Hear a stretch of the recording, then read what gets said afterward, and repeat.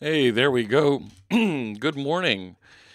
It is Saturday, June 9th, 2018. My name is Jeff Fritz, and welcome back to my live coding stream.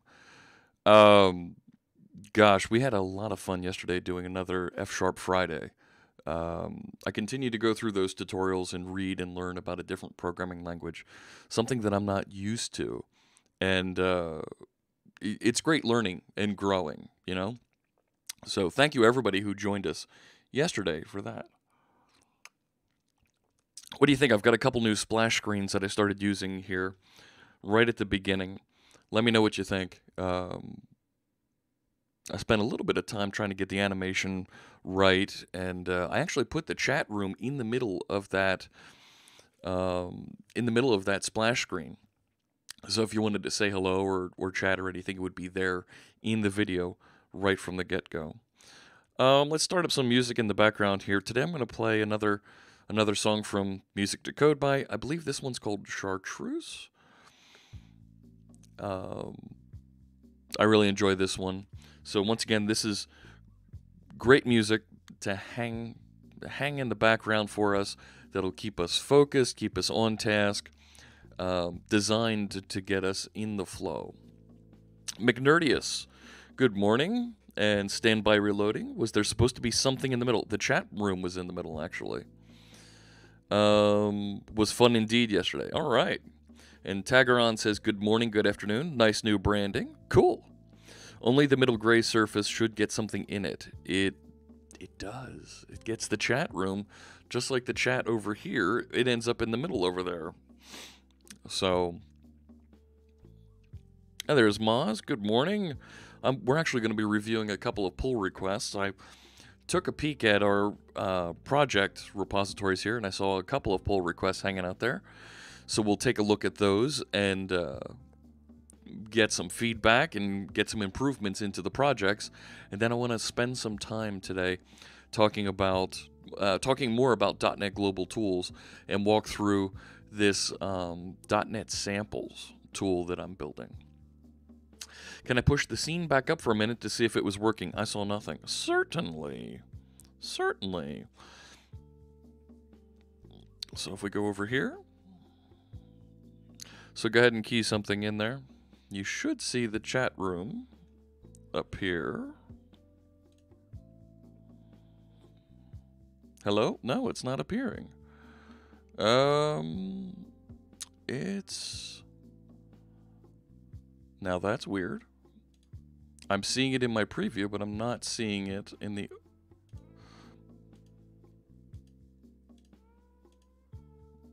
There it is. Now you should start to see it. No video, but marquee is there. Yeah.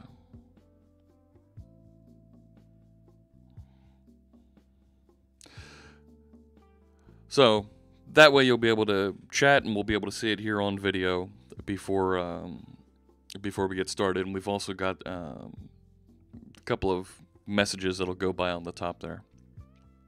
All right. I want to go over to our code, and I want to start taking a look at some of the projects, some of your pull requests, and talk about some of the changes that you're suggesting, because I think there's some pretty good ones out here that we should consider. So let's head over to our code. There we go. Cool. All right. If it is transparent, you could set cam feed to it. Well, that's just it. I want to be able to use that as a kind of a waiting screen while I'm getting things prepared. So, of course, here we are on my GitHub. I'm wondering if I should have a Fritz and Friends organization and start moving some of these projects over there. Title is still .NET-global-tools delivering sample code. I thought I refreshed and changed that. I could have sworn I hit the update button on there.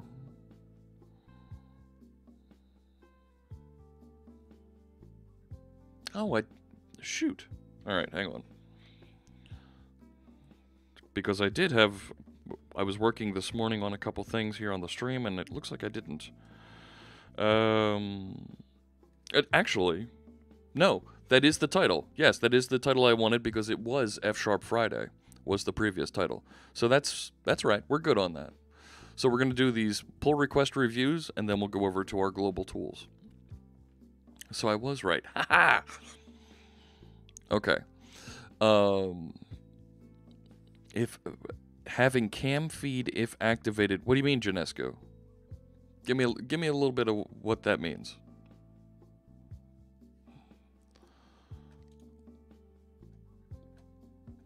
And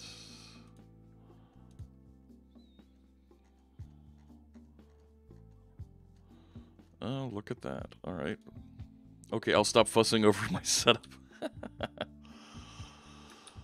All right, here's what I'm going to do. I'll kick this. See if we can get the widgets. They were misbehaving. There we go. All right. So first off, I saw a pull request in Stream Tools that I wanted to take a look at. And Nemanja is working on a top command that'll output the information about the top contributors to the top contributors on GitHub, just like we have up top in the marquee, the ticker here. I've added an extra method to create a JSON endpoint for contributors in GitHub controller called Get Contributors Information API that we will call from the top command to get data. Okay. Created the Fritz models project to hold GitHub contributor and GitHub information models that are used in both Stream Tools and Chatbot. Moving those classes to another project sounds appropriate, but I think we might have another project we can use that. Created top command that hits contributor information API with an HTTP client and gets GitHub information and creates formatted messages and returns it to chat. I'm okay with this because I expect at some point to move the chatbot to a separate Docker container. At the moment, there are no tests. There should be at least some tests, but I'm not sure if I'm going in the right direction. So I wanted to get Nemanja a little bit of feedback here, so do a quick review here on stream. And Patrick wrote back, I noticed some files are missing. You probably forgot to track and add them. The project was missing, so please add them. So let's take a look at what's going on with this and start merging and figuring out what we can do here. I'm not even sure. I haven't cloned Stream Tools to this machine yet, so let's start off with that. So I'll get the URL here. Jump over to PowerShell. And let's bring down Stream Tools. I love how fast that is. All right, let's take a look-see. So I'm in the dev branch, and this is being merged into dev. I'm okay with that. So I'll go to the command line instructions because I don't want to merge yet because Nemanja still has this marked as a work in progress here with the WIP title. So let's go over here and I will bring in those changes and we can start taking a look at this. Let's use this Visual Studio. You want stream topic feed as marquee to it too, right? I don't understand. What's that mean? All right, let's go to open project. There it is. This one. All right. And let's change my theme back to dark mode. I always change my theme over to light mode when I'm recording videos for recording videos that are going to be published, because the light theme is the default in Visual Studio. So folks want to see that in the same. So many .NET tools in this. Yeah, that's okay. Let's close this. All right, so here's this models, but we've also got Lib Core, which is being used back and forth between the various projects, right? If you look at chatbot, dependencies, projects, it's already taking a dependency on Lib Core versus the models project, which has these model objects in it. I think, and let's move Solution Explorer over here. There we go, this thing. That's better now, it's right above me. .NET and ASP.NET Teams was retweet the stream earlier. Yes, that's me. I own both of those accounts as well. The one account I don't own is Visual Studio. So, yeah. All right.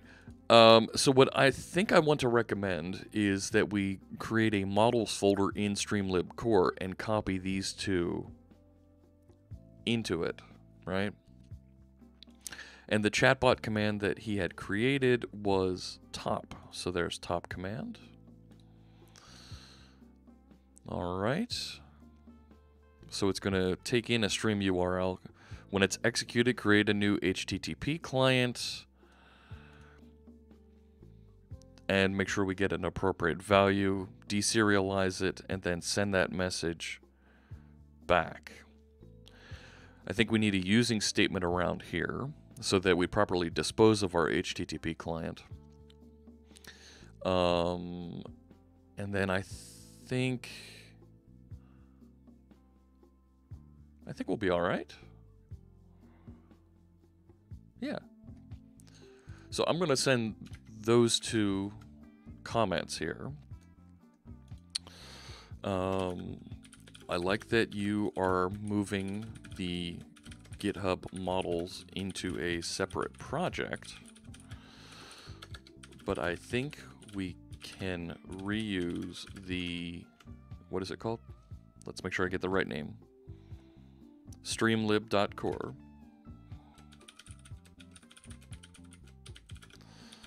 Project for this. Just create a models folder in that project and copy the GitHub models into there. Then we don't need the models project. Also, let's wrap the HTTP client creation in, what was it, top command dot, what's the name of that method? Execute. in a using statement so that it is properly disposed. Otherwise, looks like a good command to add to the toolset. Awesome. Could you set up your VS for streaming, export the settings, set up for record, and export the settings? That way you could just import whichever one you need. Not a bad idea, but it syncs my settings back and forth between the various machines that I work on. This was the only pull request here, so I'm going to close Stream Tools, and we'll take a look at CoreWiki next. But to standby reloadings comment, right, there's an export settings, export environment settings. I suppose we could do this, and then have preferred streaming settings with better font sizes and that kind of thing. Which reminds me, I should pump up that font size just a smidge. I like having it at 15. I think that works. Execute order Fritz tools display. Moz. Oh, okay, that's a good question. How about HTTP client factory over a using statement? That's not that's not a bad idea. That's actually a pretty good idea. The challenge there is,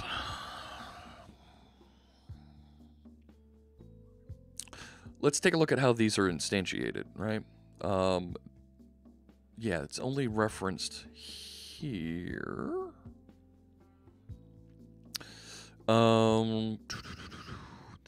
The bot itself will actually, I think it registers all of them. Here it is, register commands. And I thought we actually registered this. This isn't the latest version.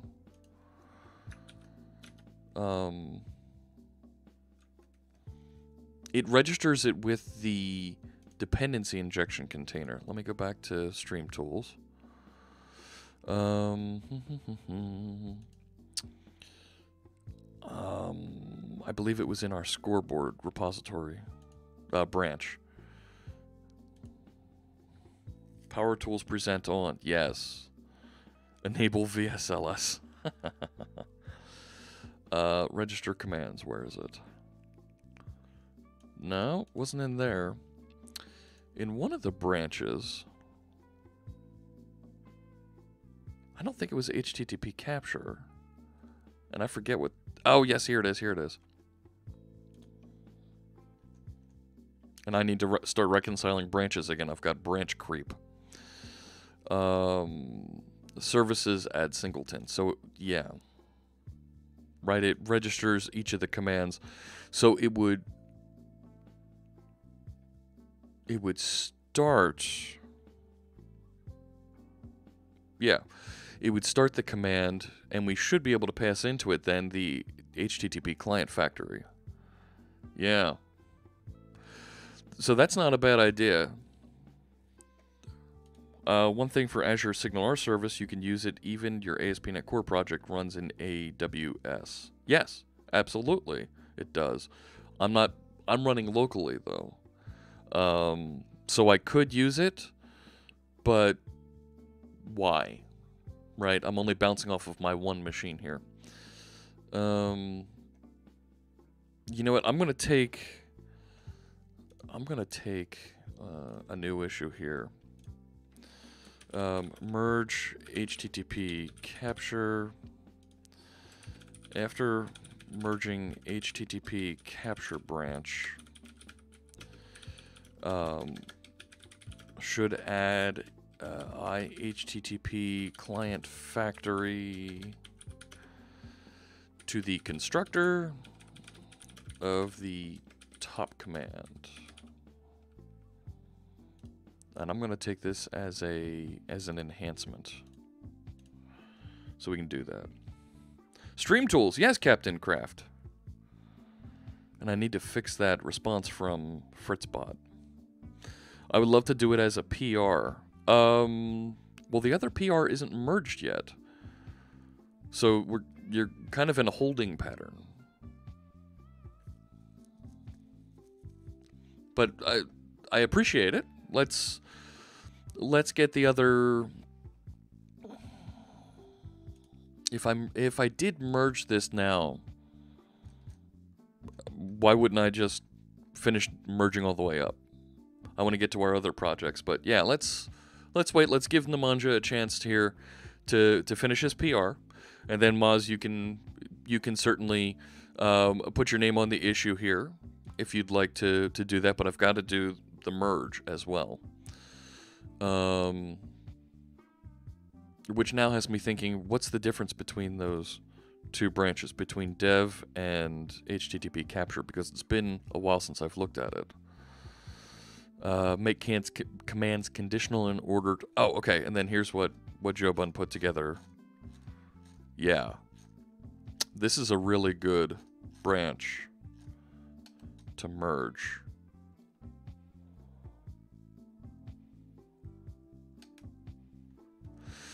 Let me take this to do on Tuesday. Let's get that up and running at that point. What kinds of tools am I working on? Do you have any that are usable already? Asks Captain Craft. So, Captain Craft, I have a couple of widgets here. Let me go back to that project. There's a couple of widgets here in the Stream Tools project. The checklist is kind of lame, and it really needs to be rewritten.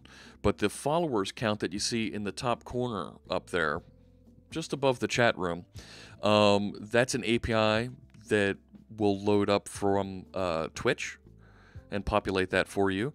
There's a followers count page that can be easily styled. Yeah, that gives you that.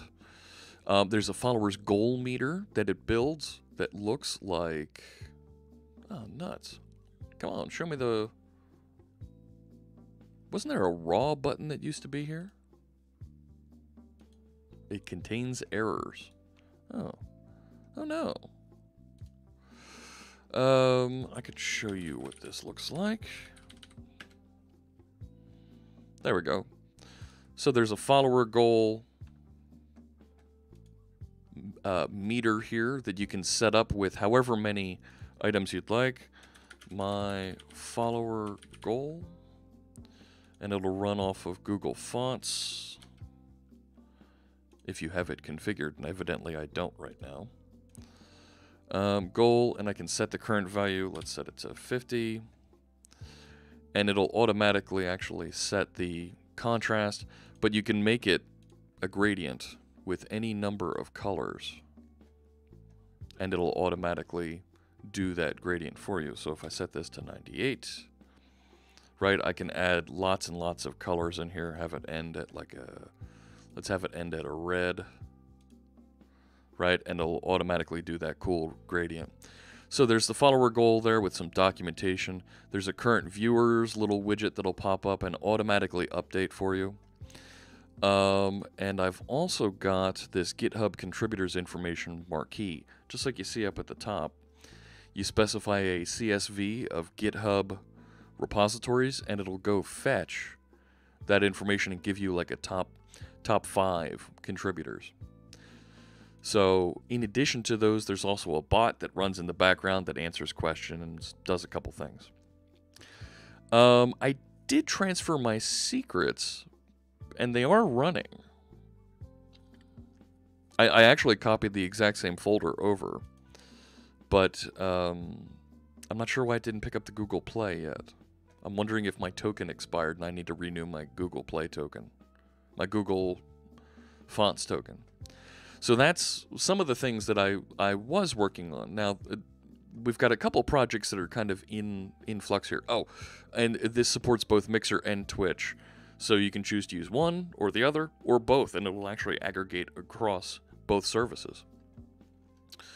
So there's a couple of releases here that you can download, unzip, and you can run.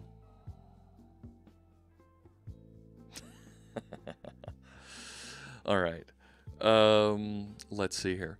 So the other project that I'm working on that's really more for the folks who are just getting started.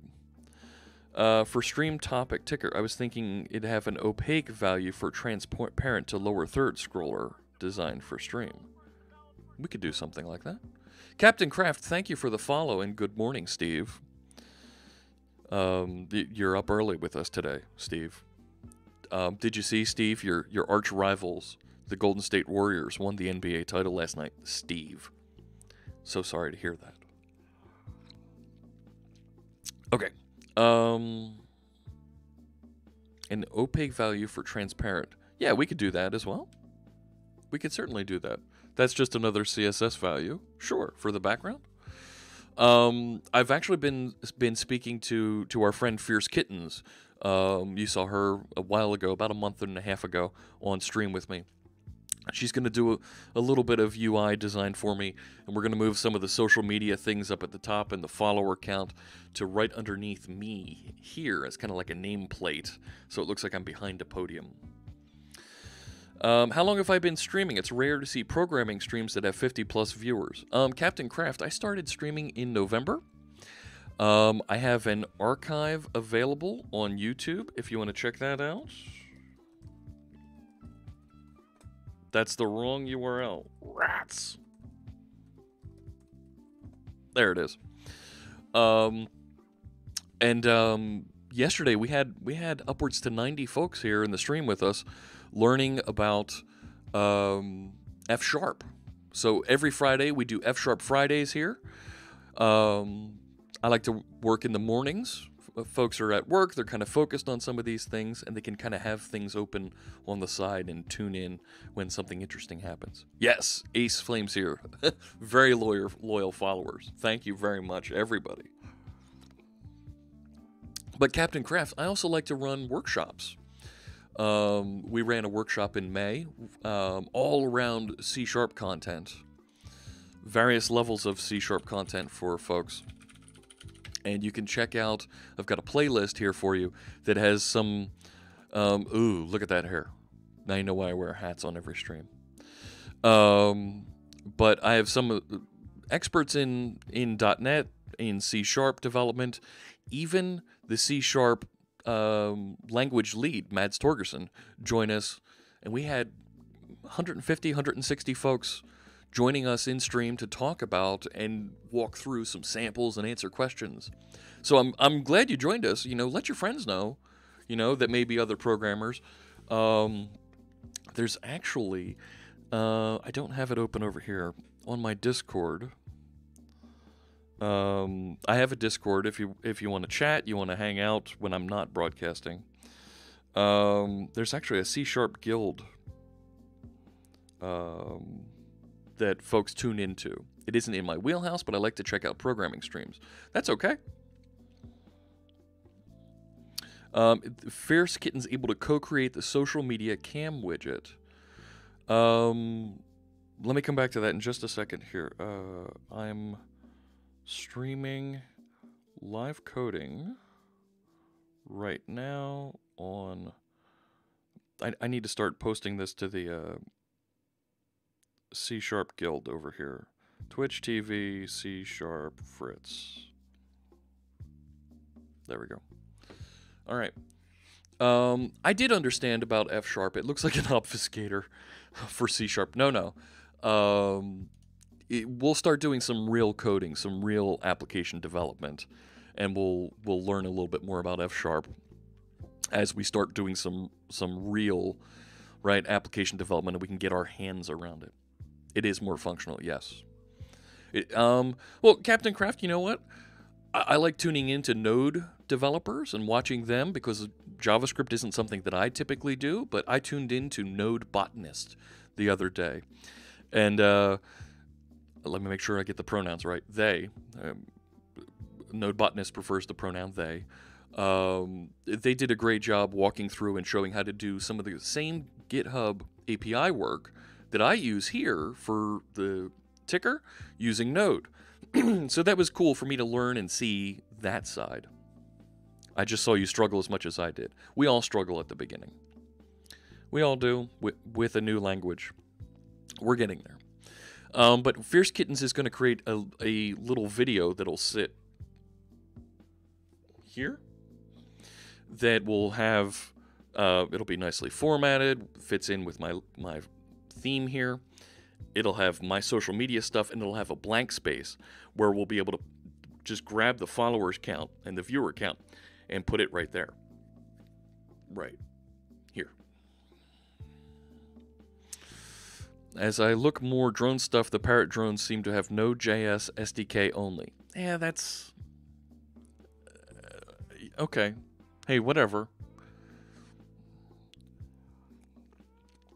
People think JavaScript is great and easy to use. It's important to get to know JavaScript in order to get a job. You're right, because it's in the browser. But I think Blazor is going to change that. As Blazor starts landing, I think things are going to change a bit. All right, let's take a look at some of these comments that we have here. Oh my gosh. Thanks so much, Captain Kraft. Time for me to head out.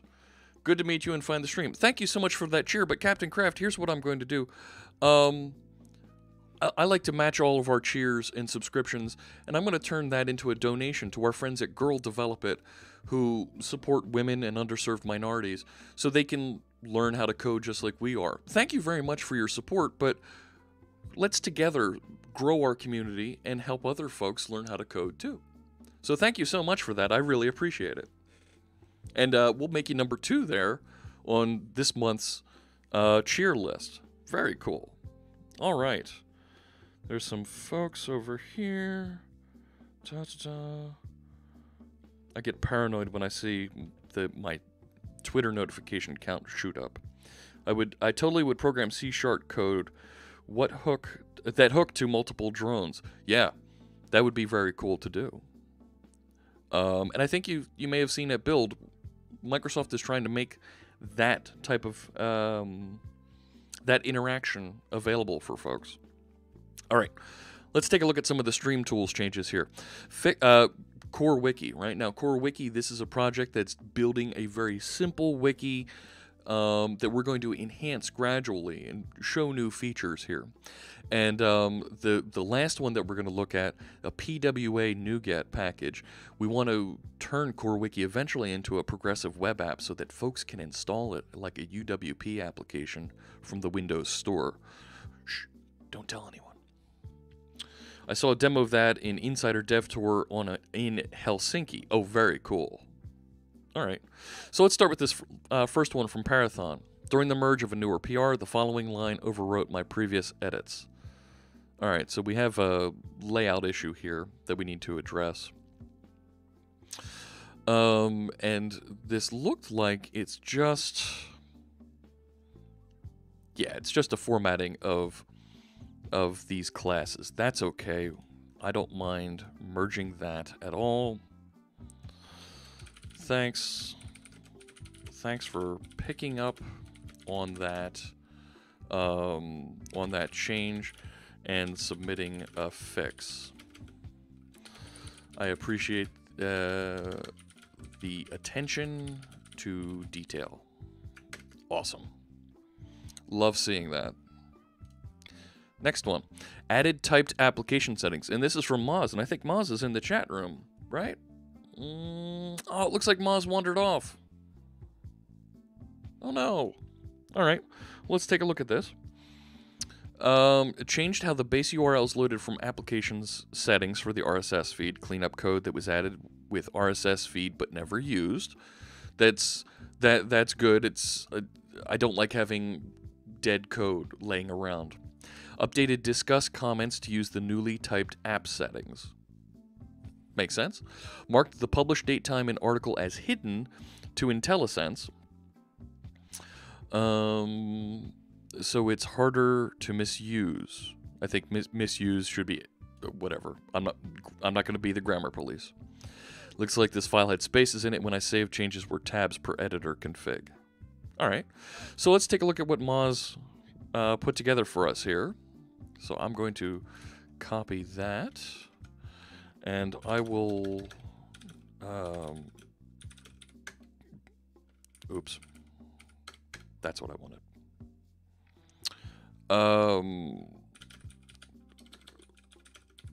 Go away. Cool. And I'm going to get rid of that other branch. I've got tab completion because I'm using poshgit here. And now let's... Oh, wait a sec.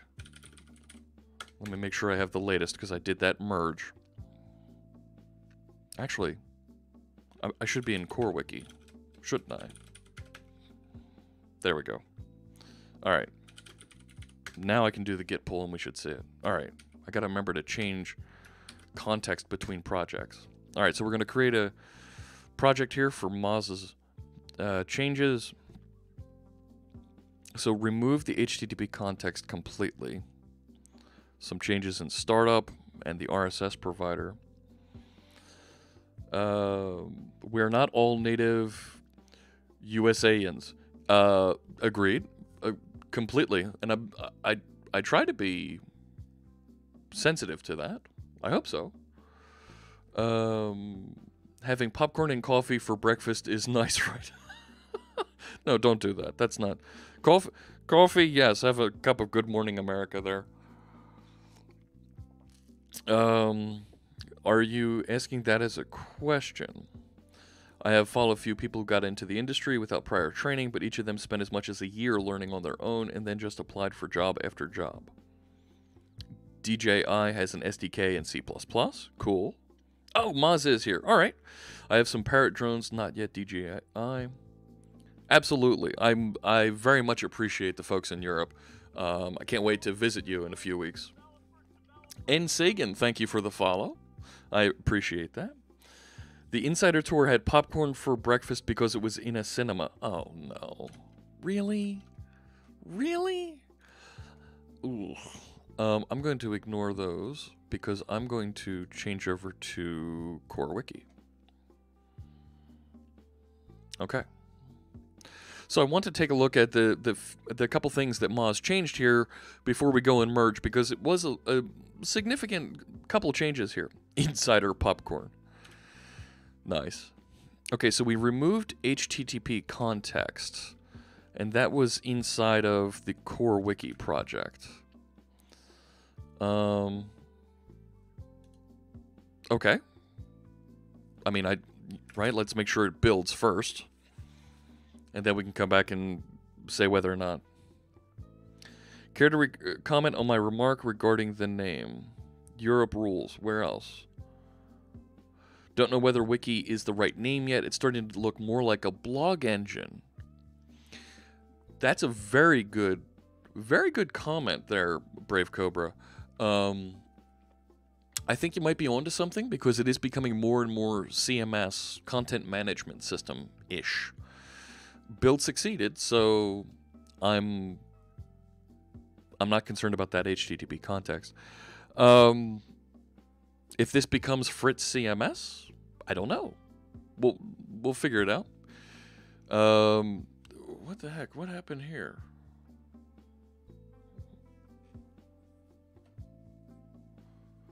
All right, that's better.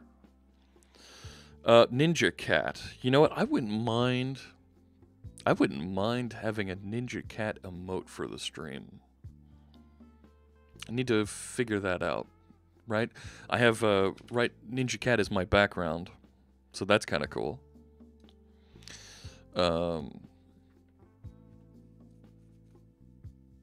But I wouldn't mind a NinjaCat emote. That would be kind of cool to have available.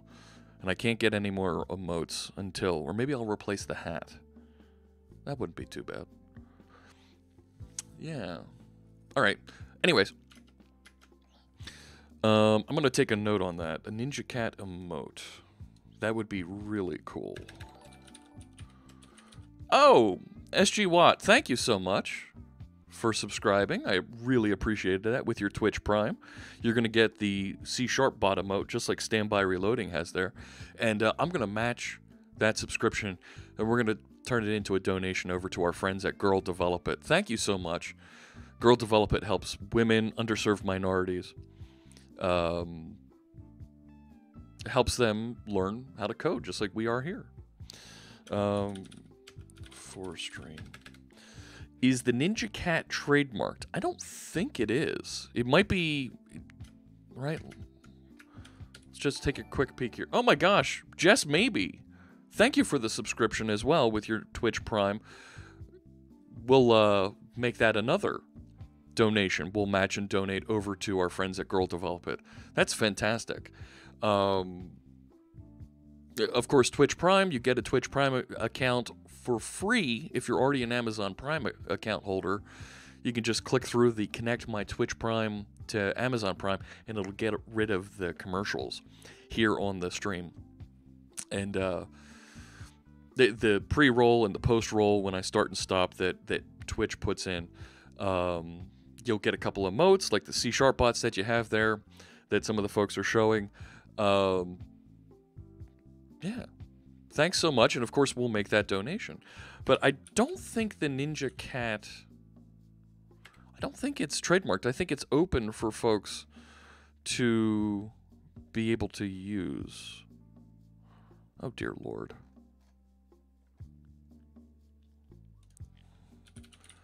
Windows NinjaCat. I thought it was contributed to the community. Because they want people to be able to make as much stuff with it, right? They want to encourage some of this goofiness, right? The Nyan NinjaCat. So,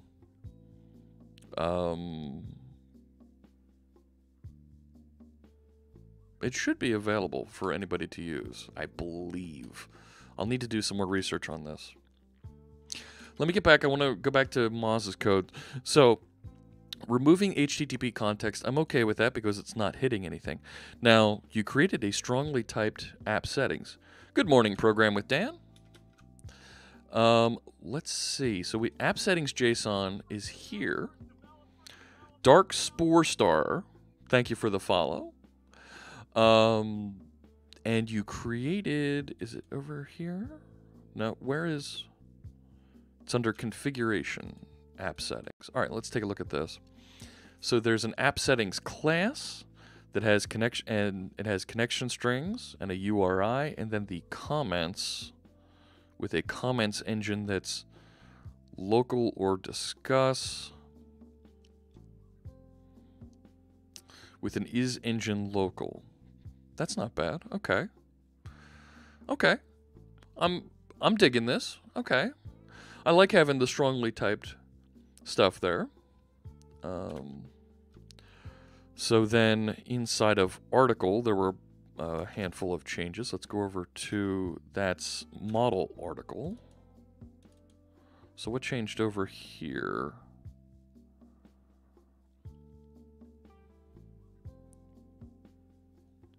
Space Shot seems like a Parrot SDK is mainly C now. Yeah, it is. It is. I'm gonna come up here. Hide white space, and let's do unified, so I can see these a little bit. Okay, so there's app settings. HTTP context was removed. The article editor browsable never on this. Make it harder to shoot ourselves in the foot. It should be our, not our, but I'll take it. All right. Comments partial.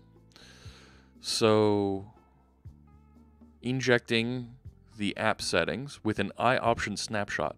Now using iOptions snapshot there means it'll reload if the app settings change. And then it's doing an is engine local instead of this is local, which is being configured here, which then makes it settings.value.comments.discuss.shortname. Okay, I can live with that. In RSS provider, what I look at this, my concern here is, it's very verbose. It's a very long thing that we're going through, and it's the only place that it's really used like that, other than here. I could see having this settings object that just shortcuts us so we can eliminate having value in the middle of this, but I'm okay with that. RSS provider, let's see what's changed here. Oh, here's what you were talking about with spacing. And changing it so it's receiving the app settings. Well, you know what? I'm going to let the code talk and see if that just works. We don't need the HTTP context because yeah, let's take a look and make sure that this just works. So I'm going to change this over to running using the ASP.NET web server, right? Let's see. Should you bind to only the comments section instead of the complete app settings? I'm okay with it binding to the whole thing. It's not as big a deal. So if I go over to the latest changes, that looks like it's working. If I start up here and if we hit F12, I should be able to see in the head, there's style, there's my manifest. Where's the RSS? Where's that RSS? Did we drop the RSS? I think we may have inadvertently dropped the RSS here. Because I thought it was at just /feed. Open. Okay, I'm in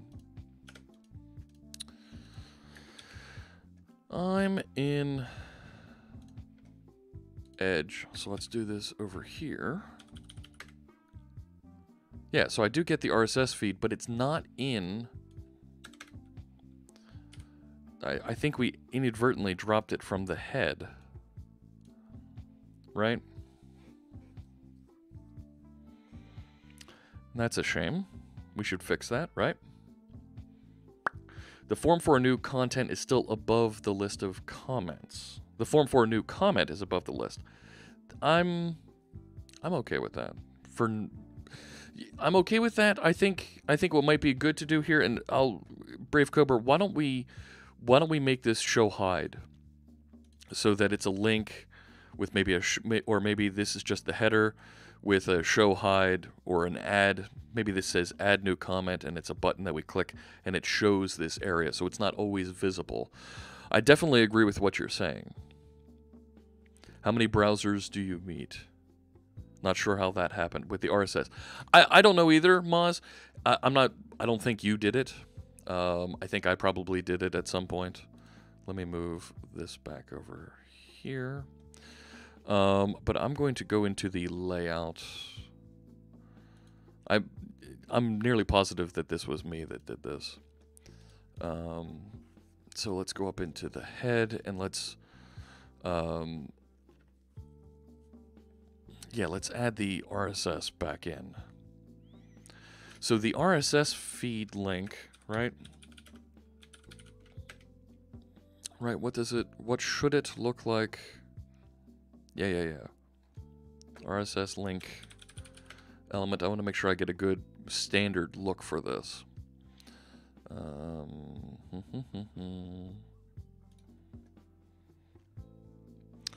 There we go. Something like that.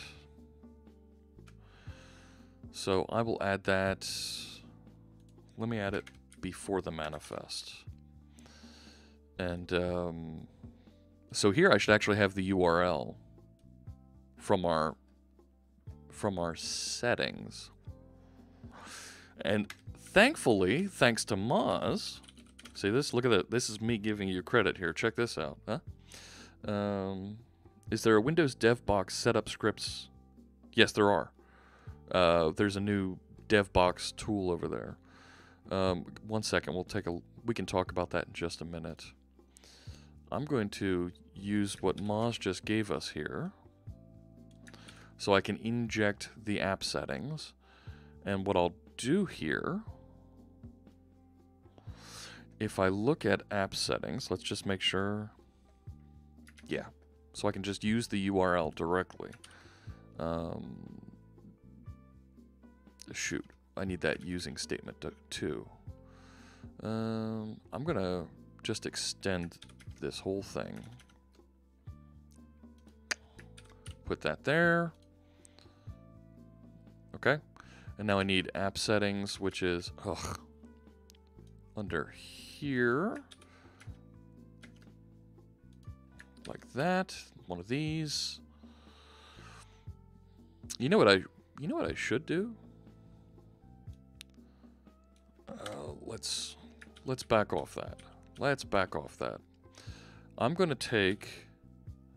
Where'd it go? Here, I'm going to take these two using statements, and we can actually put those using statements inside of view imports. So then it's always available, no matter where we are in building this out. So that underline should go away. There it goes. So I'm going to change this now to @settings.value.url, which, right, if I go over to app settings, yeah, it does not end with a slash. Cool. So I should be able now to refresh. F12. And if I look at the head, there it is. So now I've got the RSS coming out right there. Darn it! It gave me 2 slashes. I was specifically trying to avoid that. And then let's do this.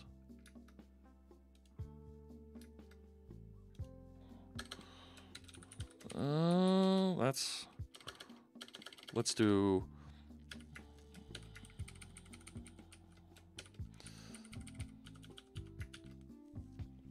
See if that makes it better. There we go. Perfect. All right. Cool. So I'm going to... Yeah, we're good. So now I've got that one little change that I put in there just to simplify the imports and to put the RSS back in there. So I will commit my changes. Reintroduced missing RSS link tag. And now I'll merge and push. But that's very cool. It's nice having strongly typed application configuration there. Thanks for that contribution, Moz. All right, so I'm going to copy these, and we'll push that up. Fantastic. Thanks for the contribution. This will make it easier to manage our application configuration. Awesome. Great stuff. All right. So, Windows DevBox setup scripts. So my friend, Clint Rutkus, right? Windows DevBox setup. Started working on these DevBox setup scripts. And the idea is using Chocolatey, you're able to quickly reconfigure your application to get things, reconfigure a machine so that you have everything you need to build whatever. And this is pretty cool. It's a series of Chocolatey scripts that'll get you pointed in the right direction and hopefully get things started quickly. I think we need one in here for ASP.NET development or .NET Core development because it's not there yet. Maybe I'll write one of these. Maybe we, you know what? Maybe I'll talk to Clinton. Maybe we can have him on stream. About joining a stream and building an ASP.NET Core. What's it called? Windows DevBox setup script. That would be cool. Good. Thanks for the idea there, Janescu. URL is a URI, not a string. Yeah. All right. So we got that fixed. All right, next one. Mr. Magoo. Mr. Magoo, good to see you. Is he here? Yes, he is. Hey, guten Nachmittag, Mr. Magoo. Good to see you. All right, it is better to say R here. Yeah, so this is a grammar change. There is no comments. The show should be there are no comments. That is a no-brainer. Let's merge that. Thank you for fixing my English. As you know, I speak American, which isn't the best English. All right. No, we don't want that. I want a smiley face. There we go. And actually, somebody was telling me there's a... Is it Win period? Yes, Windows period brings up an emote. So cool. And I'm going to put that. There we go. Oh yeah, I understand wanting to stay on the leaderboard. I get it. I get it.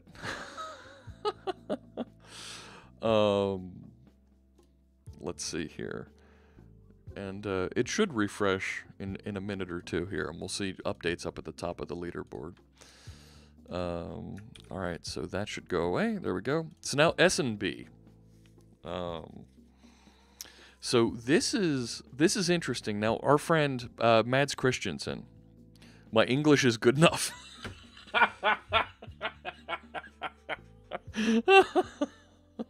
Well played. Well played. Commander Alil. Hey, greetings. Good to see you. Thanks for joining us. I heard programmers were watching this. Yes. So this is what I want to show you here, and what I really like that S&B has here, and it looks like S&B isn't with us here today, but I want to make sure I call out because this is a great contribution, picking up on a project that Mads Christensen has been working on. You say your British English is good enough, then American English. No. Oh, stop that, Ace. Ugh. So Mads was on the ASP.NET team and was building a number of extensions that we use in Visual Studio. Visual Studio 2017, 2015, 2013, for a long time, that do some really cool things for web developers to make it easier to build our applications. And extensions in Visual Studio are easy to maintain, and you don't need to wait for another update of Visual Studio in order to get cool new features, because web development is moving faster than Visual Studio releases. So we want to get extensions updating as fast as we need to keep up with some of these things. So Mads wrote a NuGet package, right? A NuGet package is our .NET packaging format. And he wrote this package called Web Essentials ASP.NET Core PWA. Thanks a lot there, Verizon. I didn't ask you, punk. He wrote this NuGet package that will kind of bootstrap and get you started with progressive web apps in ASP.NET Core. So on his blog back in November, so what is that, about 7 months ago now, he started talking about this, and it adds a manifest and gives you the ability to reference icons. Who was it? Somebody, let me make sure, I want to make sure I give credit here. Sean put together an initial cut at this by hand, but this package and will deliver and set up some of these things, and you can just say add progressive web app and it'll set up a service worker for you.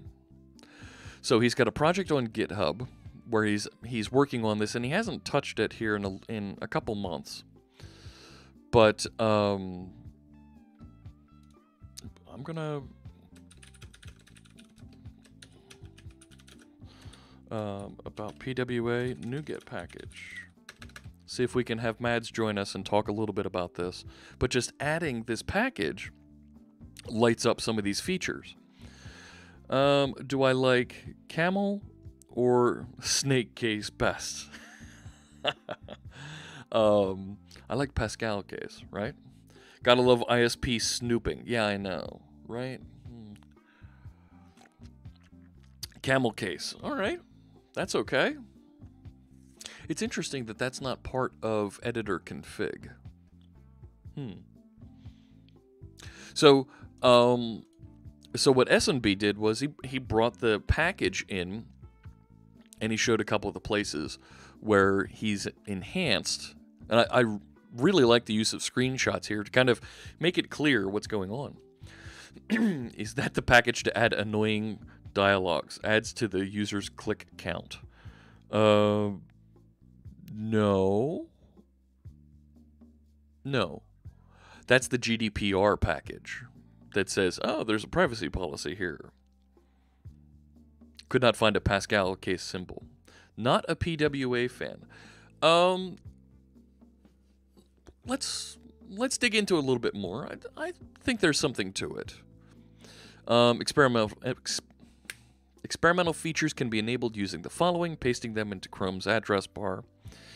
And I love seeing this. He's even got CoreWiki on the desktop. Very cool. And there's a couple of conflicts here we're going to need to resolve because we've been doing some work in layout. You hate that. What do you hate? That it can be installed as a link here on the desktop? Well, more than having it a link on the desktop, I love that you could have this as a link on your phone, right? And you get out of having to be in the stores in order to have your application approved and installed and an icon on someone's phone. You hate that too. What don't you like about that? Give me a little bit of discussion on that. I think this is something that really brings not app development to web developers, but I think the web for these codes, information snacking types of applications that you see, like somebody's restaurant that has just their menu and, hey, place an order. You can do that over the web and it's the exact same thing. I'd like to keep that clean. Sean says, I like offline mode for web apps. I don't know how you can hate that. Yeah. It can seem confusing what's native and what's not, but I don't mind. Yeah, I think Reaver's got a good point there. So I'm going to take S&B's commit here, and let's see if we can get this merged a little bit. That one's okay. Here we are. So let's take a look. And here's that merge error on layout. All right. So I will go over to Visual Studio. Yep, reload. So there's the problem right there is the manifest. Anything else? Nope, it's just the manifest up top here. So is it creating the manifest for us? What I'm going to do is I'm going to leave the RSS link there and drop the manifest for right now. And let's see how this works. Best use is when you get them to work offline or on limited connections. Amen. Consider if as who was suggesting earlier that this is turning into more and more, I think Standby Reloading was saying this is turning into more and more of a content management system. If it does, and you could download this and load up all of your content, and now your content is running in a simple content management system that has offline capabilities. That's pretty cool. I want to have control of what's on my machine and not have websites I visited once to have control of what happens on my desktop. Okay. I can buy that.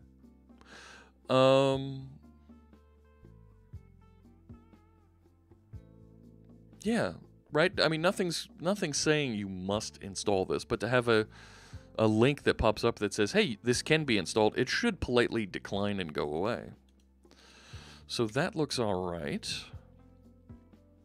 And my icons, my fav icon isn't appearing up top anymore.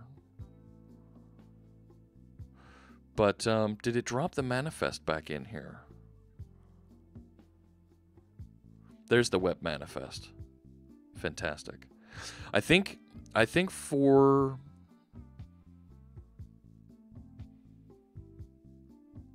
what's that, Rod Games?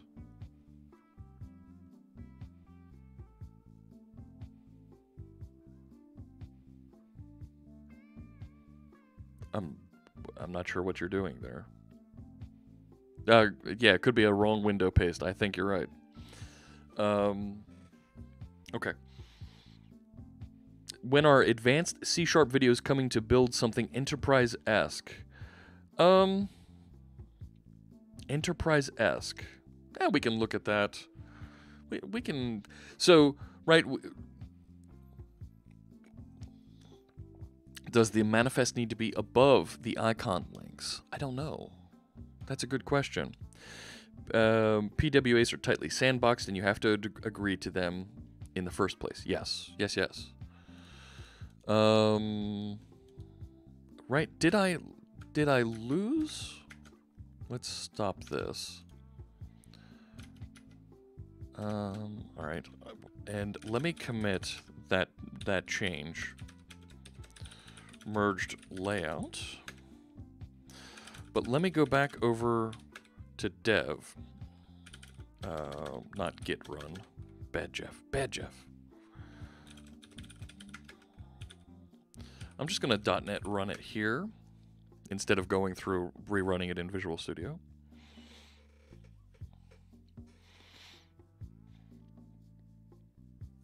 All right. And let's open a new... oh, it's right here. If I refresh that... Do I get... Okay, so my icon came back. So it does look like the manifest needs to be before the links. So let's take a look at what changed as part of that pull request.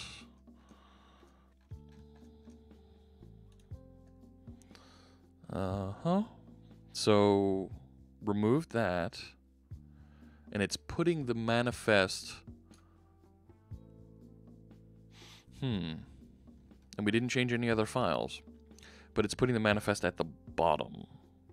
Let's see, does Mads have anything for the icons?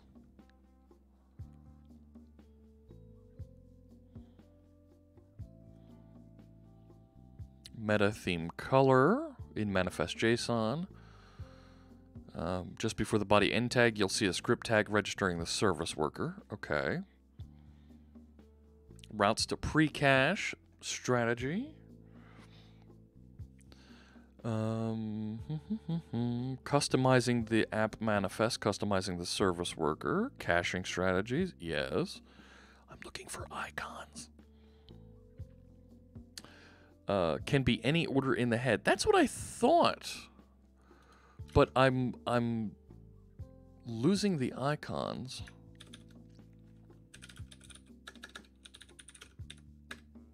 Right, if I go over here. Right, so loading, good. Refresh, and I lost my fav. Oh, no, there it is. Okay, no, we're good. All right. So now there were some other comments that S&B had here. Let's make sure.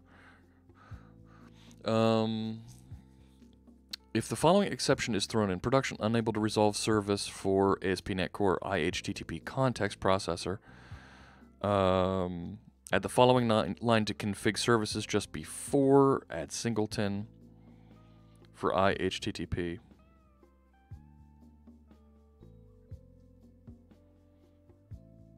What does... Okay, Maz has a good question. What does the auto-generated manifest look like? Fair question. Let's take a look at that. And it includes the icons, right? Versus... that's fine. It was in dub root. Let's close some of these other ones. This had a theme, background color. Let's put this side by side. So we preserved the theme, we preserved the background color, scope, start URL, and then the 7 icons.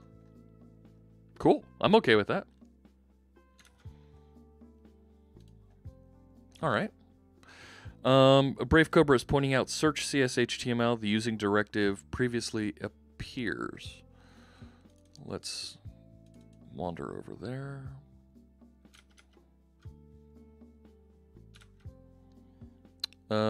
Yep. We can get rid of that. Right? That was helpers.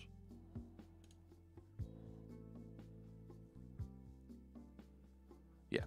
We'll get rid of that. That's fine. Thank you for picking that up.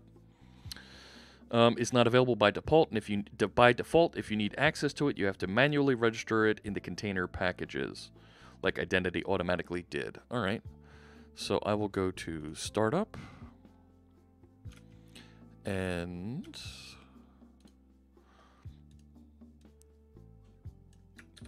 I'll register that.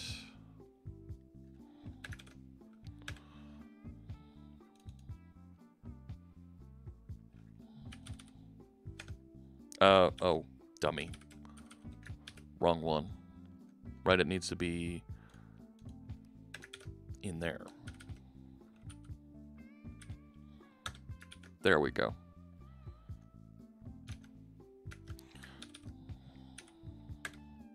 So that should pick up. What else? So this looks really cool. I'm pretty happy with this update. Here. Yeah, looks good. All right. So I'm going to commit and push. So I will grab. I need to commit, don't I? There we go.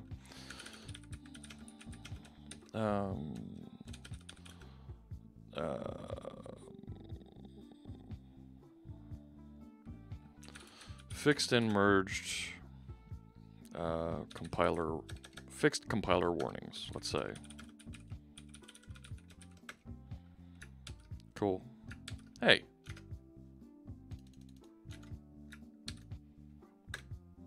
There we go.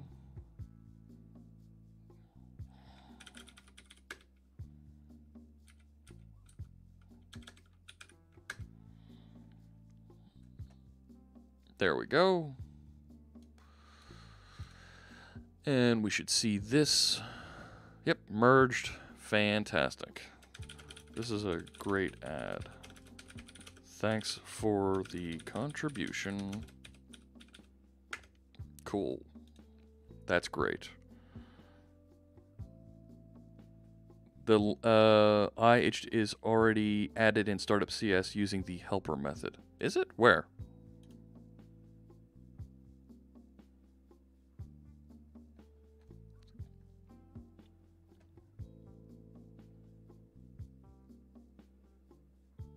Is it this? No.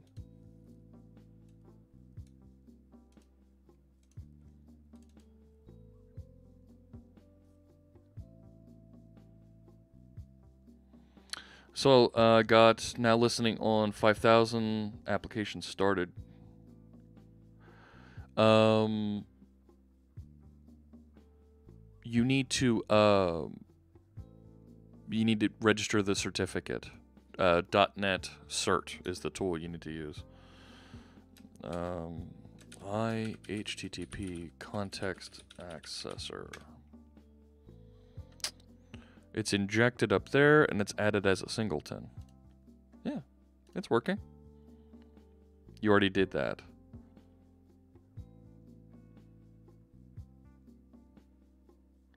Should there be icons of GitHub projects too? Give me some context there, Janescu. I'm not sure what you're referring to. There's a couple conversations going. I am emo333, says EM triple. All right.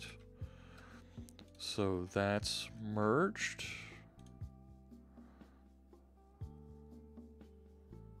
I thought, issue 107, enhance all to display articles in grid view. This, I like this idea. This, you know what, I'm going to label this as help wanted. It's a nice enhancement. I would love to see this done. The feedback here is,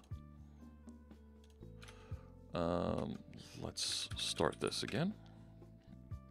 Terrific. Am I running it through? I'm running through Kestrel and it works just fine. But when you go to all articles, this is really wide, and it'd be nice if we made this into a grid and it kind of filled the page. I also think there's an opportunity here to do something about that dark background on the header in dark theme. It's not really offsetting there. We might be able to make it a little bit lighter. I mean, I get that's kind of what Bootstrap does, but all right. I don't know. So, all right. I think that's all the changes that we have. You know what? I'm going to take a look at this from Joe Bunn. This is a very good comment, and it kind of dovetails interestingly with a comment from our friend David Fowler, who was looking at. There was a great article on Medium. It was like War Against Strings or something like that. No.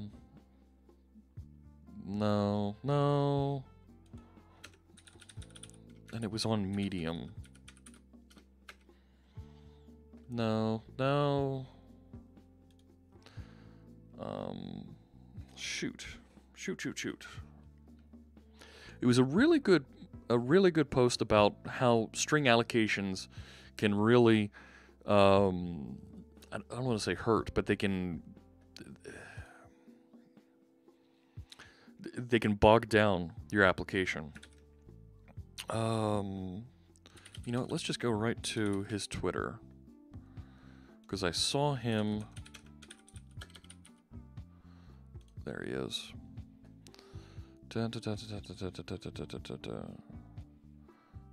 This. Strings are evil. That's what it's called. So this is based off of this blog post over here. Not Nerd Snipe. He's got to have a link back to this.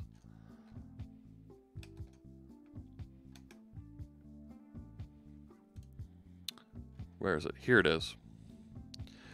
So the problem that this person is running into is they're loading a CSV, a comma-separated value list, and it's taking forever.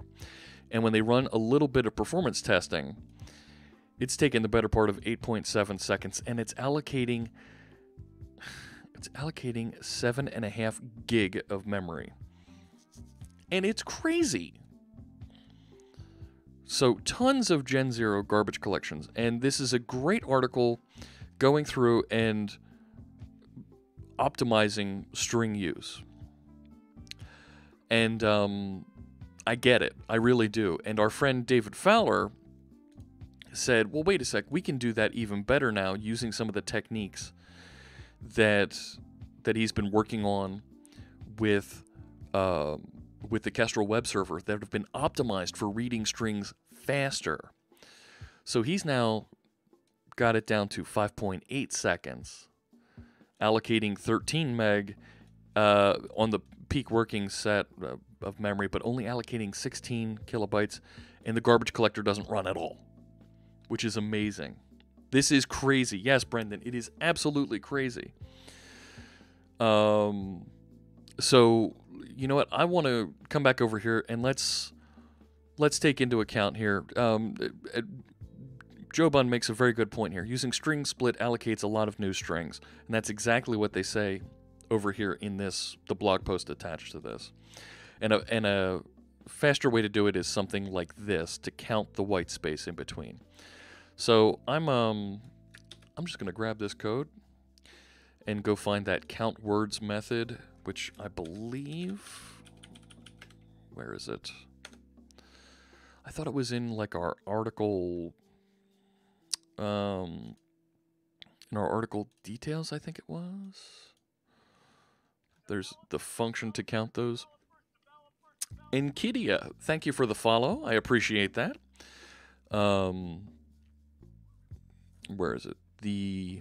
There's the view count. Shoot, where's the word count? Is it behind the scenes on this? Where did it go? On post, on get, view count, just a warning. Can you link that? Code is untested. Yeah, that's all right.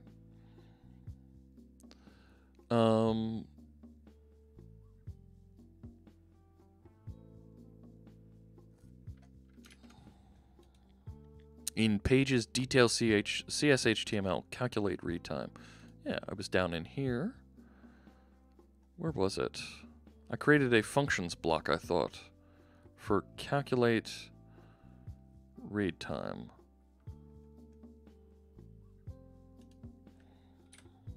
There it is. Okay. So let's just copy this.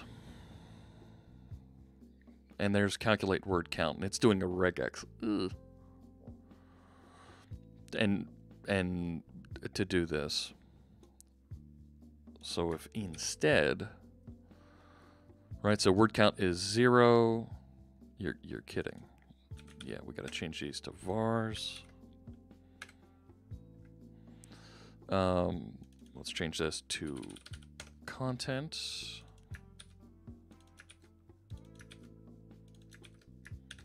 So the idea here is it's going to go through and find out if there's white space and increment the count. Planning to do a span performance stream after a conversation. Go for it. Thanks for the links. All right. So if we rerun this, I'm not going to see performance reported here.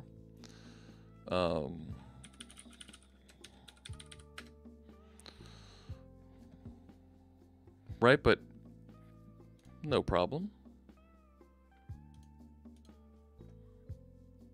So I can work with that. That's fine. So I'm going to commit this. And I'm okay with, you know, it's very low impact on this. And this is issue 88. Adapted 88. No longer using regex or split to count words. Cool. And that should close that. +1 win for the perf guy. Absolutely. Absolutely. I don't need that. So this should... There we go. Cool. All right. Let's start talking about global tools again. Performance, yes. Did you answer the regex question? I just got here and I'm wondering that as well. The regex question. Looking. I'm looking for the regex. So basically we could get Cosmos DB contributor table made by how many contributions that contributor. Genesco, that's something that I think we're going to do on an F# Friday.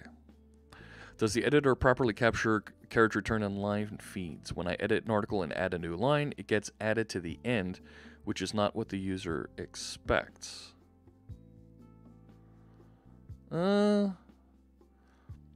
Yeah, regex, you can actually shoot yourself in the foot regarding performance. Deranged Teddy. Oh, you must like Westworld, I'm guessing.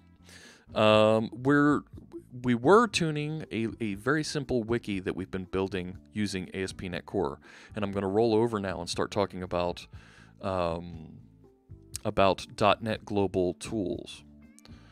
Regexes are usually quick as long as you're not building the regex often. Amen. Yeah. And I think the regex might actually still be... No, it's not here. So I was actually allocating the regex, rebuilding it each time word count was being called. Good morning, Cyralash. Can you not check for the presence of words with regex? Yes, you can. But you end up allocating memory and checking on that by using this. We're going over the same string and not allocating memory. We're not going to be hitting the garbage collector for any of that. And the links that Program with Dan referenced up there, the strings are evil discussion this week, this reduces our string allocation, which should reduce memory allocation. And eventually, this should actually be cached aggressively, because people, when they request a page, shouldn't get a fresh hit of the database every time a page is pasted. When I replaced with string split, don't know about the regex. Yeah, I don't think the regex. Can you get Fowler on stream? I've been thinking about getting Fowler on.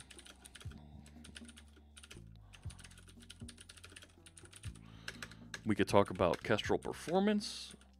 Does C# do any string interning? Yes, it does. Absolutely. Caching for the win. Yes, yes, yes. And Fowler's a busy guy, but he works... He works different hours than most people. So...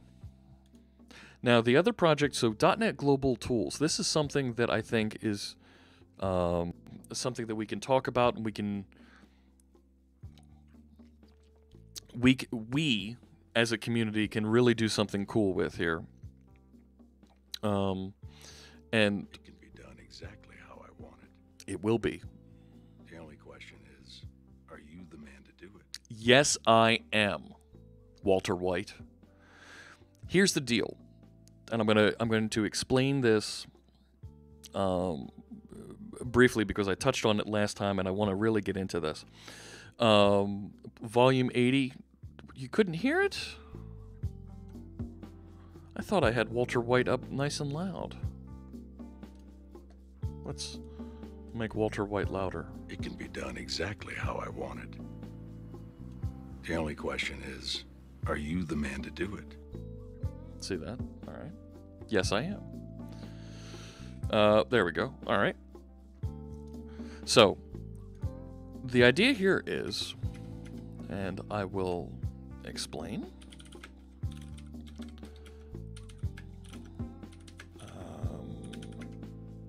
Yes. When you run .NET, the .NET command line, and this runs on all the different systems that right, all the different operating systems that support the .NET Core SDK. And you run .NET Help, you get a list of commands here that you can run, and there's these additional tools that have been installed and are available for you that are installed globally on your machine. Now, the default ones that come packaged with the SDK are right here. Everybody can always run these. These ones are installed by default by folks, but you can download and install extra tools to enhance your application. Aren't Fowler and Edwards joined at the hip? They're a great team. I wouldn't say they're joined at the hip, but they're an amazing team. They really do a lot for our .NET community as a program manager and as a lead engineer.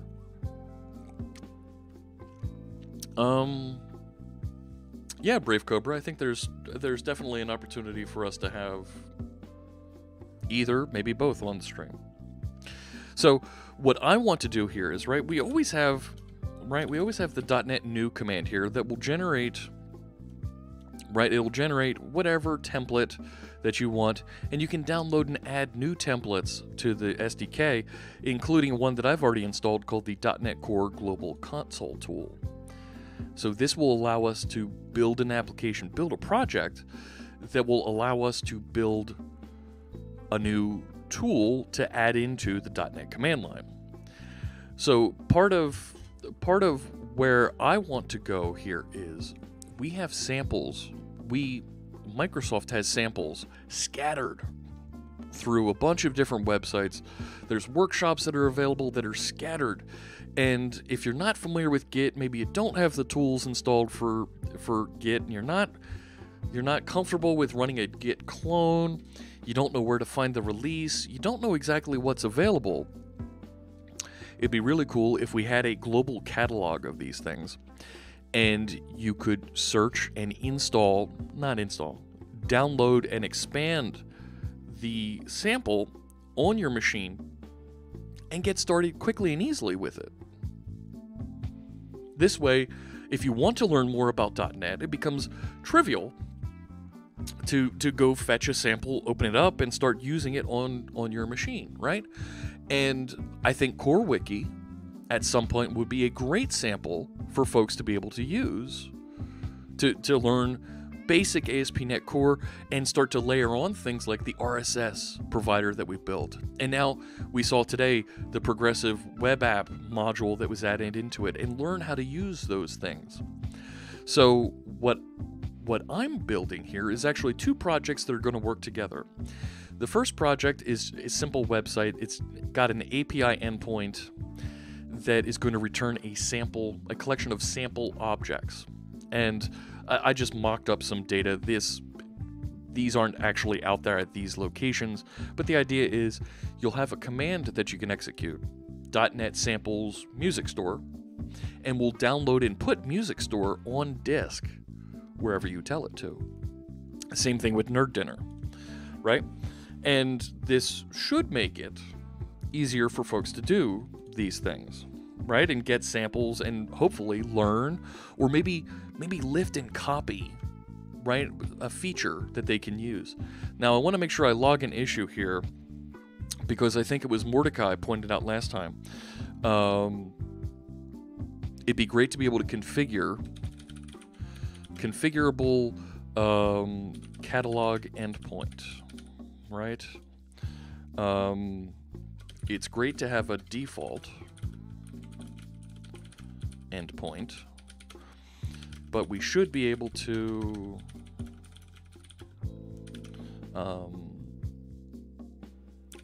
override or add another endpoint to get samples from. Example, an enterprise wants developers to get a common design sample used in all of their applications. All right. So this is an enhancement. Now, I've named this .NET Philly because I wanted to use a code name, and Microsoft uses cities for all their code names, and I'm from Philly, damn it. Do it! So I did, and here it is. That, and I didn't want to gank the samples verb, so we'll start with that. Does localhost 5001 just give an article not found on CoreWiki? It should seed the data. You should get an initial set of data created for you that's loaded up with a default article for you. I think he has several clones, Fowler. Yes.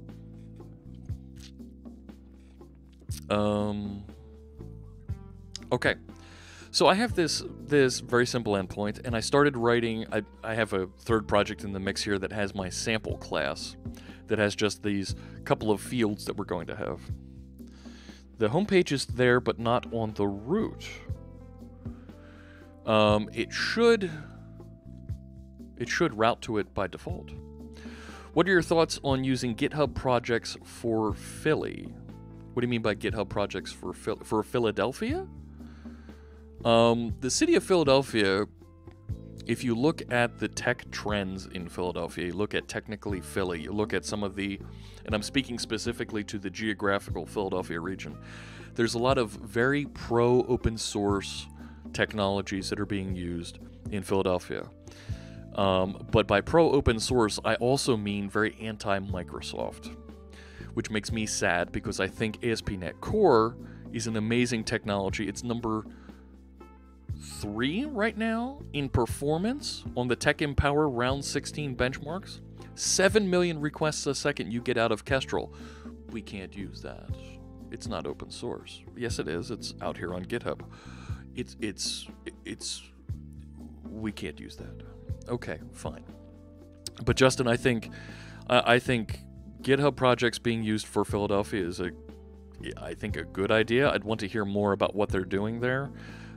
Being out in the suburbs, I don't have as much interaction with some of the downtown politics. My friends Chef Brent and Ellieface, they're trying to get me to come downtown more often. At some point, I do need to make a trip to Indy Hall. I should show my face there. Hello, Indy Hall. So Indy Hall is a co-working space. Indy Hall, named the same way like Indiana Jones. But it's a co-working space in Philadelphia on North 3rd Street, or we call it Nerd Street in Philadelphia. Check out the Projects tab in GitHub. It's a setup for project boards. Yes, I'm familiar with this.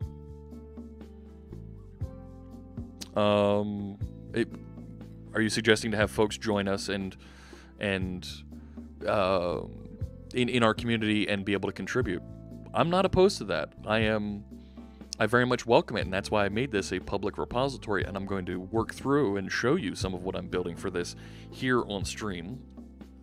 Full disclosure, the Scots don't know I'm building this. I've been chartered with kind of organizing some of our educational materials, but I thought it'd be cool to prototype and build this on stream with you, and then we can put it in front of the Scots. Yeah, the Scots. And say, look what we built! Fake open source, I know. Yeah. Wonder how those companies will feel about GitHub now that Microsoft bought it. I agree, Robert Tables. I got into I've been in several significant arguments with folks. Do you want me to talk about GitHub and the acquisition of Microsoft? The Microsoft acquisition? Okay. Full disclosure, I work for Microsoft. I am not on any of the planning regarding what's happening with GitHub, but GitHub is landing squarely in my division. GitHub will be reporting to the same executive vice president that I do, Scott Guthrie. Nat Friedman, I've never met Nat in person. I've had discussions with him. Great guy. He was a terrific leader for Xamarin. I have no doubt that he'll do a great job with GitHub. GitLab is not hosted on Azure. That was an old. They were at one point hosted on Azure, but GitLab is not on Azure. Microsoft is the biggest contributor to open source projects on GitHub. Contributions, GitHub.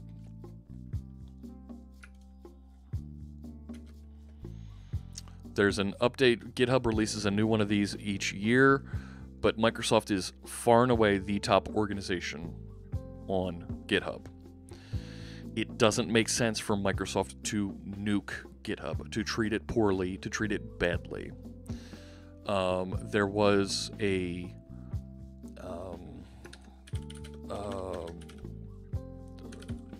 where is it? There was a blog from the head of Visual Studio Team Services about GitHub. And what you've seen us already do, what Laurie posted here, and Lori's terrific. She's looking out for the best for everybody who's working in DevOps, whether it's managing projects, building your applications. Lori wrote this up very nicely. Yes, you can run GitLab locally. It's nice to be able to do that if you're behind a firewall or something, you have concerns, you want to keep your source code locally.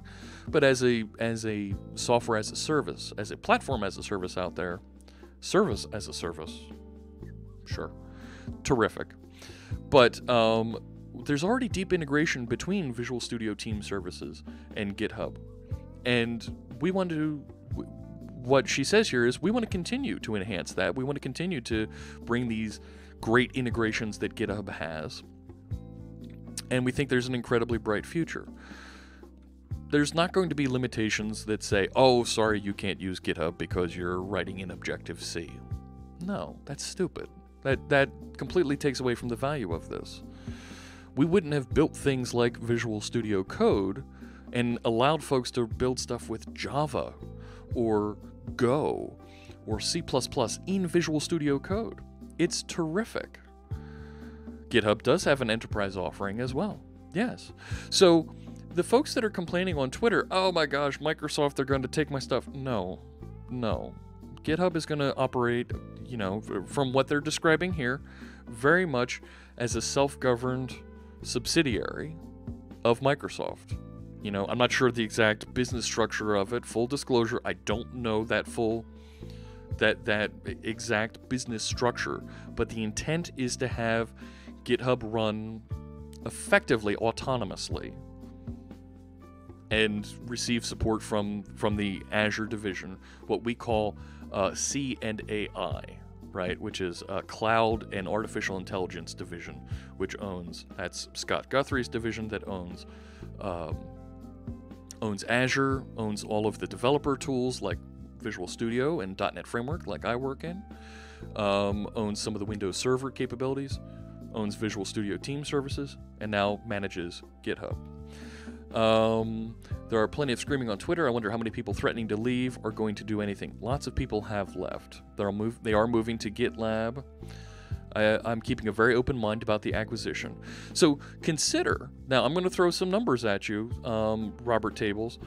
Microsoft, in open sourcing and making .NET tooling available outside of Visual Studio proper with Visual Studio Code, completely open source, and giving you all that tooling for free that you used to have to pay for, is a huge investment in open source that I believe you can look back on previous financial documents and you can see that it was $1 billion product. And it's now available to you free and open source. That's a pretty big commitment to open source. That's a big dollar figure. Like I said, you can look at the financials and you could see the exact numbers for how much those developer products once brought in. Visual Studio is always available as a paid thing. You can go buy it and you get tremendous additional features in full Visual Studio if you want to use that. I'm not... Good question, Joe Bunn. I'm not sure. But Microsoft is also the top contributor to the Linux Foundation. They're a platinum level contributor to the Linux Foundation. So you can see they're paying for Linux to be built. They've invested with their own money, and they're paying for Linux to be built. They bundle and ship Linux with Windows 10. So how is Microsoft not committed to open source when you consider billions of dollars and now $7.5 billion to purchase GitHub? A division that is now publishing all of their tools open source, all of the tooling to integrate with Azure, developer tooling to work with Azure, open source. Docker support in the Docker community, completely open source. The only thing that isn't really open source, the Office is not open source, Windows is not open source, and Xbox is not open source. Many, many other things are open source. So, and Windows will never be open source as far as I can tell. It's just not going to happen. So I hope I hope that clears some things up. And to be perfectly frank, I wouldn't have joined a Microsoft that was completely closed source. My consideration, it's all about trust, and Microsoft has been lacking in the past. It's going in the right direction. I understand that. We're going in the right direction. There's great things that are happening. Lori's got a great commitment here. Satya has a great commitment to it. The investment is there. The dollar speaks towards the open source commitments. If you look at those commitments to Xamarin was purchased and is completely open source now. Okay? Xamarin is open source. Okay? That was a big purchase from Microsoft, and it's open source and available for you, and they are actively working on this. So, check it out. Would like to clone that 300 gig Windows repository. Never happening. And a lot of the older folks who had memories of old days of antitrust and embrace, extend, extinguish. Robert, I will completely agree with you, and I was one of those folks back in 2000, 2001, 2002. And the tone has changed after coming out of antitrust sanctions. The tone has significantly changed. I hope you give us a chance to prove and demonstrate, and I think we continue to prove it. When folks like me can come on a stream here, answer your questions, and show you the exact source code for these things, and give you this content for free, I think that's a pretty big commitment from Microsoft. Ballmer did say Linux is a cancer. Ballmer's no longer an executive in this organization.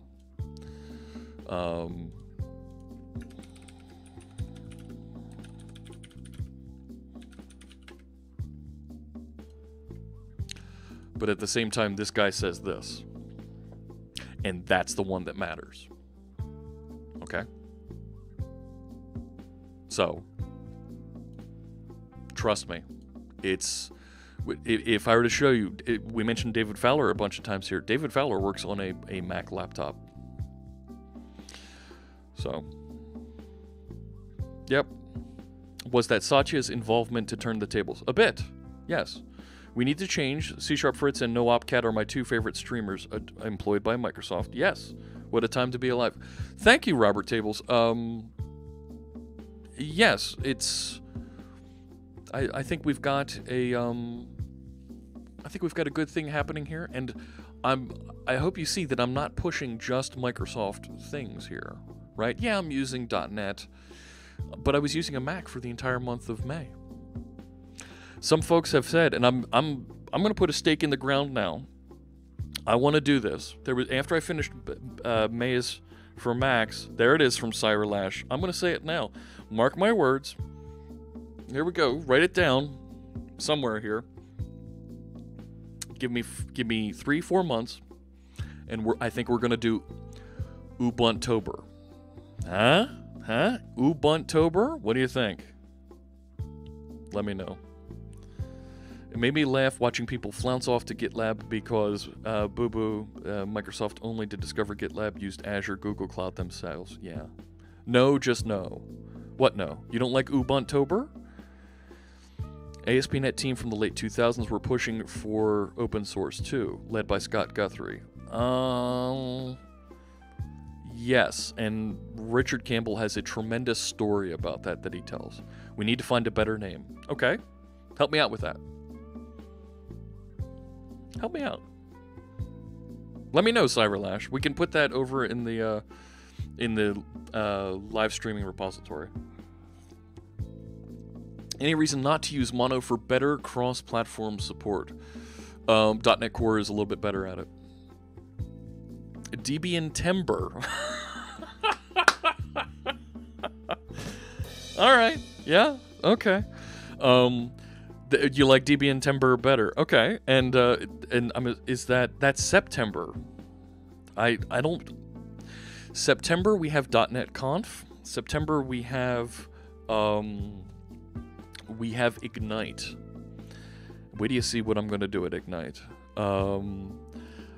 I think I might need to do... How do we make Debian and December work together. A DBember? Then you might want me to do Ember. Androgist. Fritz watch game with Unity. Ubustus. You figured out their chat room. And we Debian Decembianer. I don't know about that one, Robert. But Robert Kraft, Mono is what Unity is built on, so that's pretty cool. But I think Core, you're going to see, is going to turn into a much more first-class deployment of things, especially with the announcements for .NET Core 3. I think you'll see that it becomes a little bit more impressive, particularly with the performance enhancements that are going into it. But Ubuntu. What is Ubuntu? That's not August. Archligist. All right. So I want to show and walk through a little bit of what's going on here. So right now I have one method that I have hanging off of. This is my .NET Global tool that we're building, and it has this execute method. And if you aren't specifying a name, then we're going to output the name of the available samples. No, Janescu, yuck. Well, Cali, no. I use F# and C# with Core on Ubuntu for personal projects messing around. Works quite nicely. I believe it. That makes perfect sense to me, Commander LL. Yeah. So let's take a look. Kali Linux. Yeah, I'm familiar with Kali Linux. So right now I have this one method here that'll output the list of available samples, and we can trim this out a little bit later. What I want to do is I want to actually write the download and unzip code, which would be kind of cool. All right, what is Pili? Having Microsoft owning a code repository service versus just using their cloud servers network. Comments level 2. For Sol Rev Dev. Where's that comment? It made me laugh watching people. Okay, that's fine. Python month. All right, here's another person that I'm in the midst of talking to. I've brought it up to her, but I think we need to talk to Paige about having her join us at some point. And Dan Taylor is the program manager that works on the Python tools for Visual Studio Code. So I think we need to have both of those folks join us. Okay, so if the name hasn't been specified, we're going to output. If it has, right? If we haven't submitted a name for the project to fetch, we're going to list the available samples. And this is actually going to turn into something we may want to use pattern matching on. Is this global tool going to be cross-platform? Excellent question, Moz. I think it should be. I think it should be. All right, the next command that I'm going to have here. Fihen, thank you for the follow. I appreciate you joining us here on this fine Saturday. Adding more Python to C# project via Visual Studio Tools for AI. My friend Amanda Silver had a demo at Build where she showed how to boot up and use Python capabilities from within C#. Very cool. I suggest you check it out. So if you do specify a name here, I want to download that project. So I'm going to put an else here and say download project and pass in the name and then return 0. So let's generate this method. There it is. How are you going to handle different file systems? That's the best part, Moz. I don't have to. the .NET Core file IO namespace will do it all for me. You know what? I think I need to pass my client into here as well so I can download. So this I'm going to need to receive HTTP client. All right, so now I have the client available to me. So I need to actually fetch, the name of that.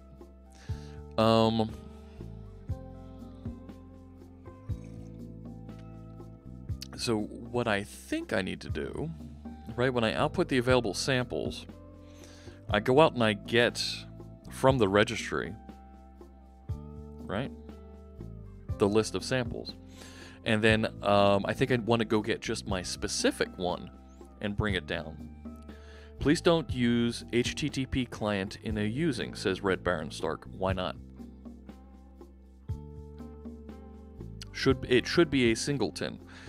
So this is only executed once inside my application. I see what you're doing there, Brave Cobra. I see what you did there. So this is only being used once. This is a command line tool. It's created once and disposed of at the end of this. So I want to use the using statement around the various branches that I'm going to go off to here. I'm not using the client factory because I'm not inside of an ASP.NET Core application. I'm starting it up. I'm going to use it inside. I'm going to pass it off to whatever method that I'm actually going to work on and then return. And I should actually make this async here.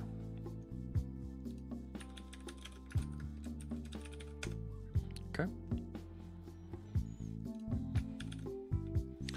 So, I understand your concerns. You could run the tool many times in succession and show that it does not react the same way as creating multiple HTTP client instances. Is that realistic? I mean, are you really going to run this 5,000 times in succession? No. Right? That's not realistic. Factory is not for ASP.NET only.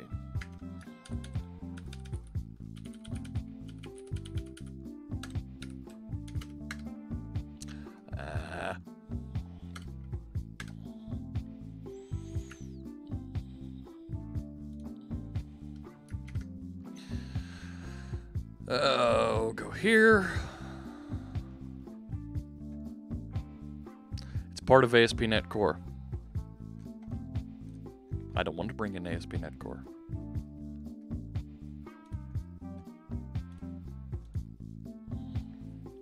What is .NET Philly? Asks Beck Bresto.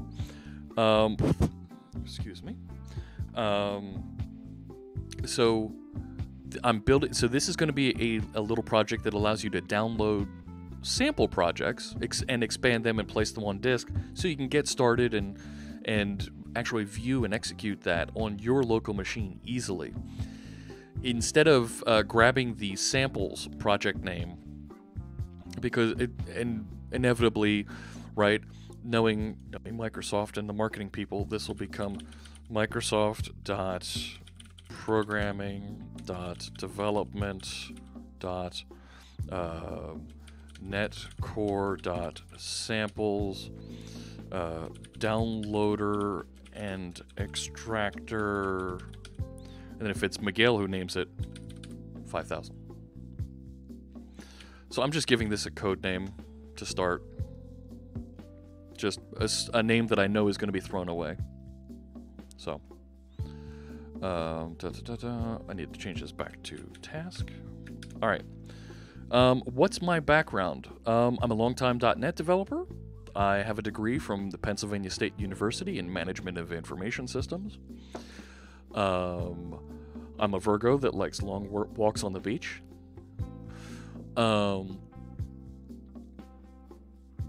I've been a long-time ASP.NET web system developer. I've built a number of applications that have been sold to venture capitalist firms and other larger companies.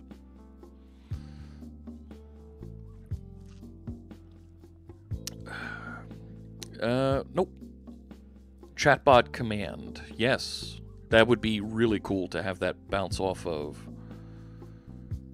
So we need to come back and work on the chatbot a little bit at some point. But this is something that I need to get done for work. Whatever that means. All right, so I think I need to go and fetch the download information for that one project that you've requested. So what I want to do is I want to open up this. And I think I need a repository pattern here, because I'm going to start moving this and being able to query this in a couple different places. So let's add a... I don't need a folder yet. I'm just going to add a repository.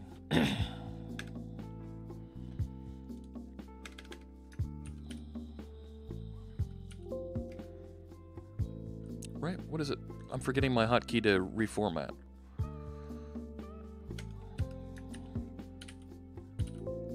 What's the hotkey to reformat?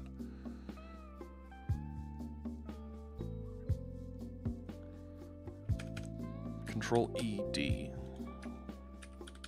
There we go. All right. So let's have a public IEnumerable of sample. Yeah, get samples.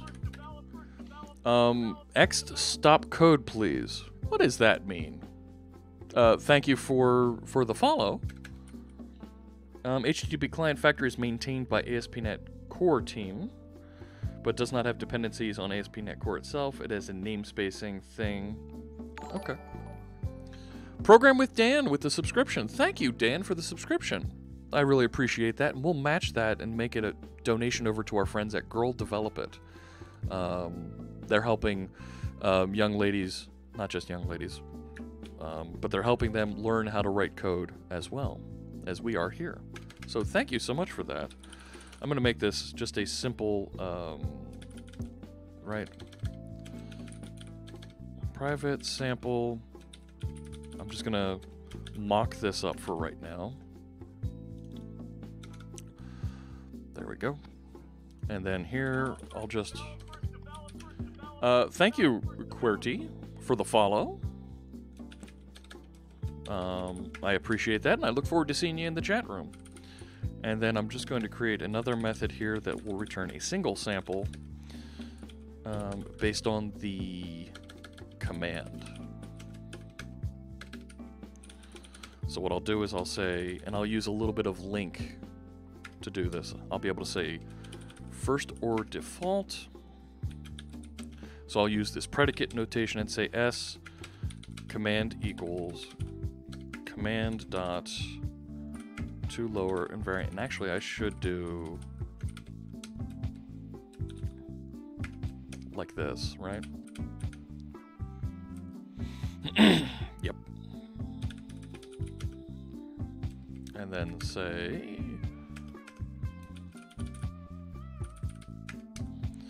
invariant culture ignore case. Cool. Right? Interface it so we can mock it out. Good idea. Is the project you are broadcasting now available at your GitHub channel? It's out there. It doesn't work yet. But let's make this an I repository. And let's generate that interface. Yep, in a new file. And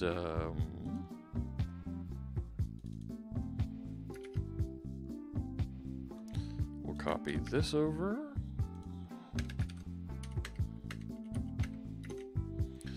And we'll copy this over.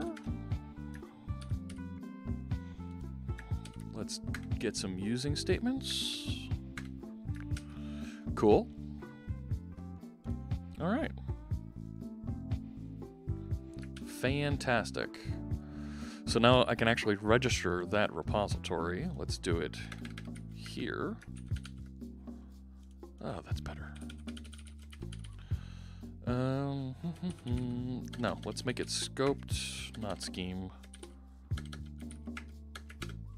So scoped says that we're going to create one of these for every request.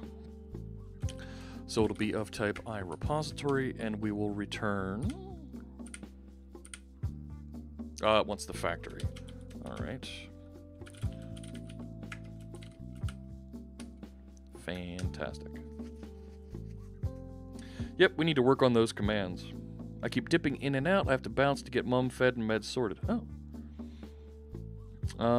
It only has dependency on HTTP abstractions. All right. So now if I go back to my samples controller, I can add a constructor here and receive an iRepository. This dot repository equals this, and let's create one of these. Cool. So now I can make this just return repository get. And now I want to do, and I want to make that an OK around this.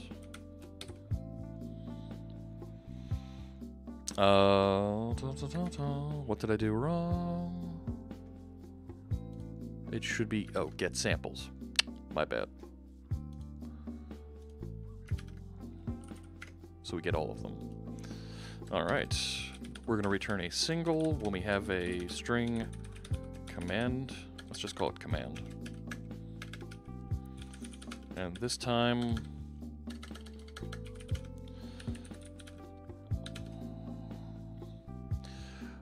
let's get the, right, so we will say get, and we'll pass in the command. Now, if sample equals null, return not found. Otherwise, we'll return OK with the sample information. Cool. Now, I want to change how this is fetched by having this go to, I can specify the template, and it will be, yeah, I want to be able to say just, no, it's not parentheses. Oh, good call, Joe Bun. I should use that syntax there. For some reason, I blanked on that syntax. Thank you. That makes it much simpler. These two generics saying map from this type. When this type is requested, return one of these.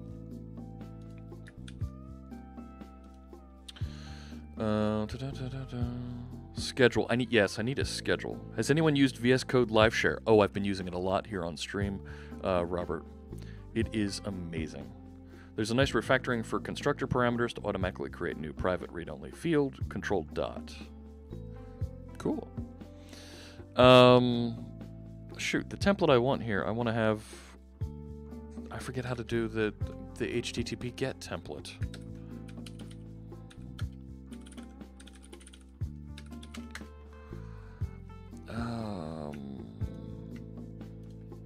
I forget what that looks like.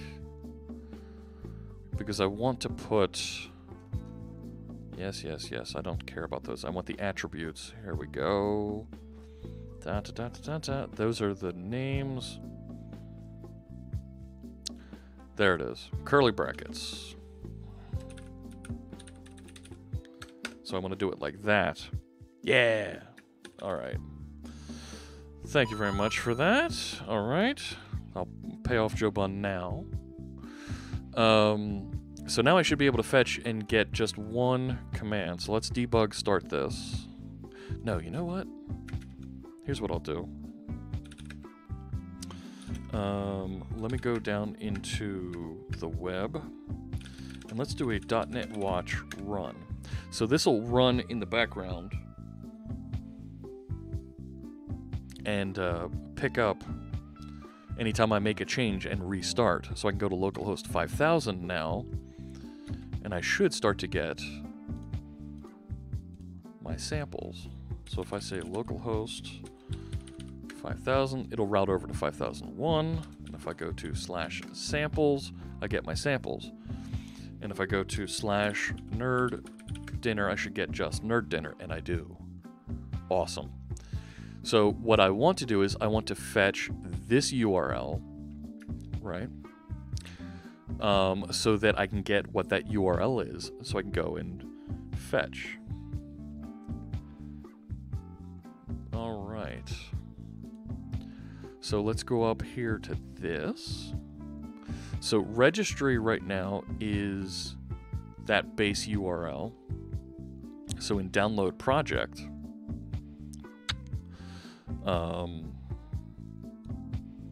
right, I need to do this same thing here,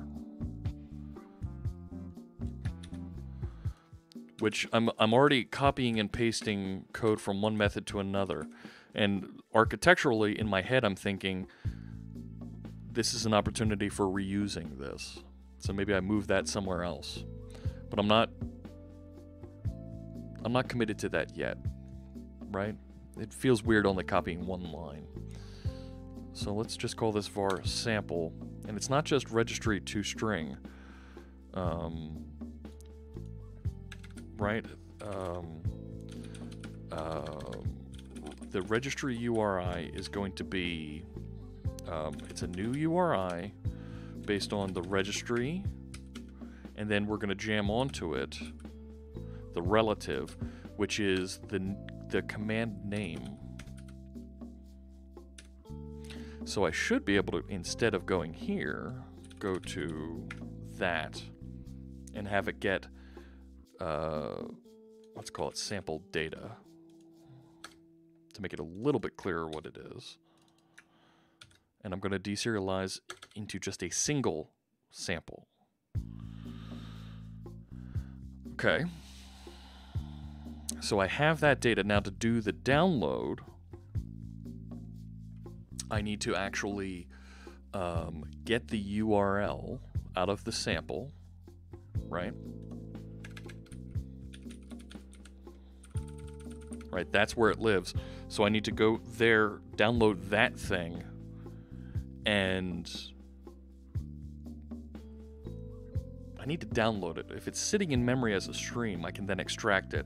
And zip file extract to directory, Joe Bunn conveniently put in here, zip file dot extract to directory.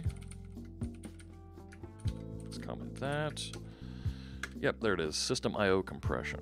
All right, so now I'm going to use HTTP client again. And let's say await.client. What is that? All right, get. I need to get this as a stream because it's not necessarily a string that I'm fetching. And then the request URI is going to be sample.url. So now that zip file is a stream that has it. How are you going to handle package signing? Don't know yet. We'll figure that out. We'll figure that out, but that's a great question.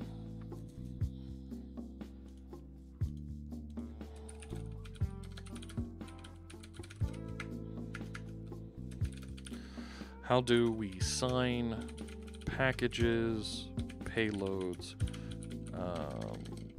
to be downloaded? That's a good question. I don't know. We're going to need to figure that out. Wing it. Yeah, we'll wing it. All right, so this should download and have that zip file containing a stream that contains my zip file. Extract to directory.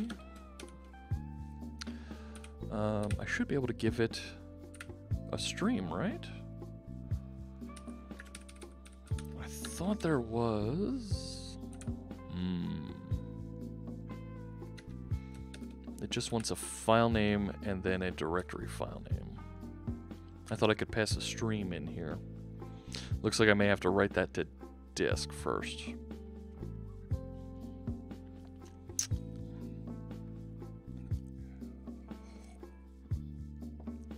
Okay, so what we'll do, right? There is a way to get a temporary file name.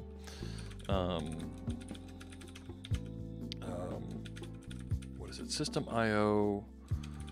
Is it? I thought it was like file info dot. No, where is it?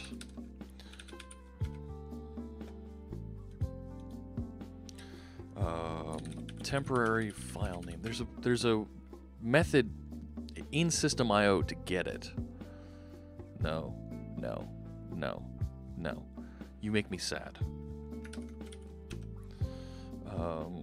System.io temporary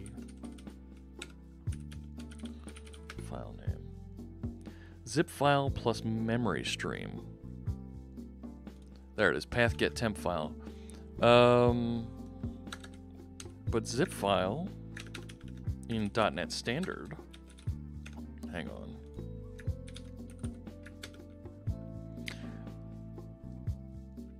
Zip archive.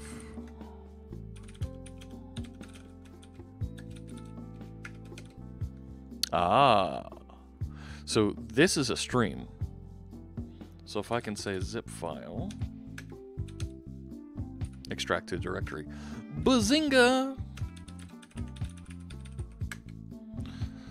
Cool. So I don't need to do this.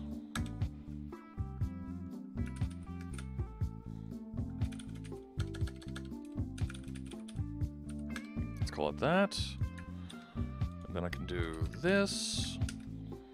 And then I need to specify a directory to put it out to. So, we need another parameter. Public string output. That's not how you spell folder.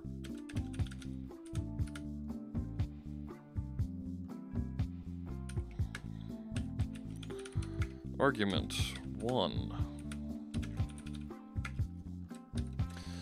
Folder to write the sample to. If not specified, then the name of the sample in the as a child of the current directory. Cool.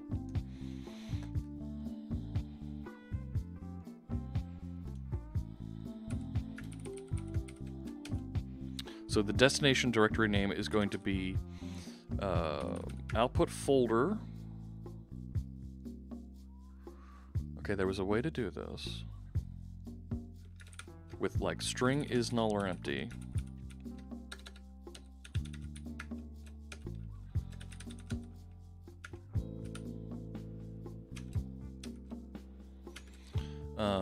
Then it will be sample dot name, otherwise output folder.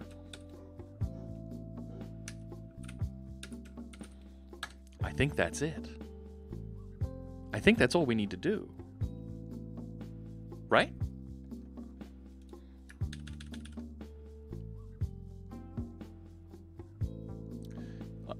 I can answer this at my leisure. What? You have another question coming? Let's give this a try. Okay, so this is running here. That's the website. Make sure the destination directory is created first.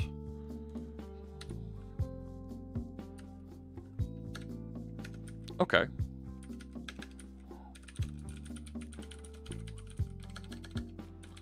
Let's do this. I should have done the refactoring, but who am I? Stop it. Stop it!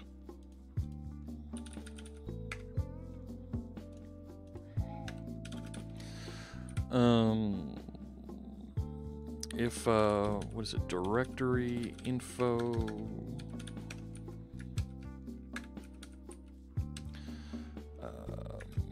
Oh, I thought there was a... Is it path dot...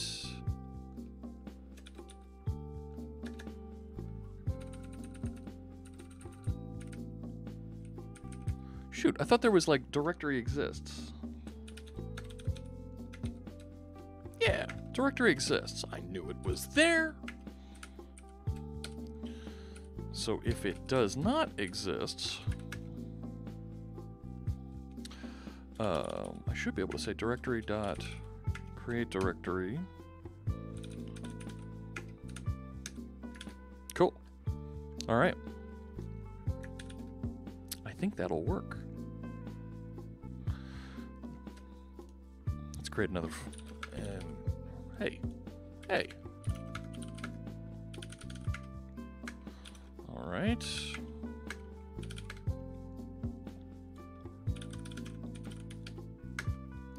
So this should run.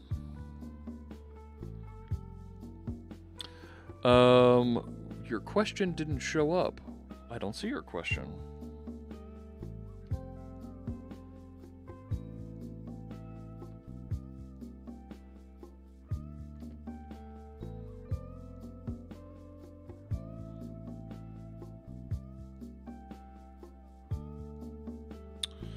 All right. No, I don't see the question.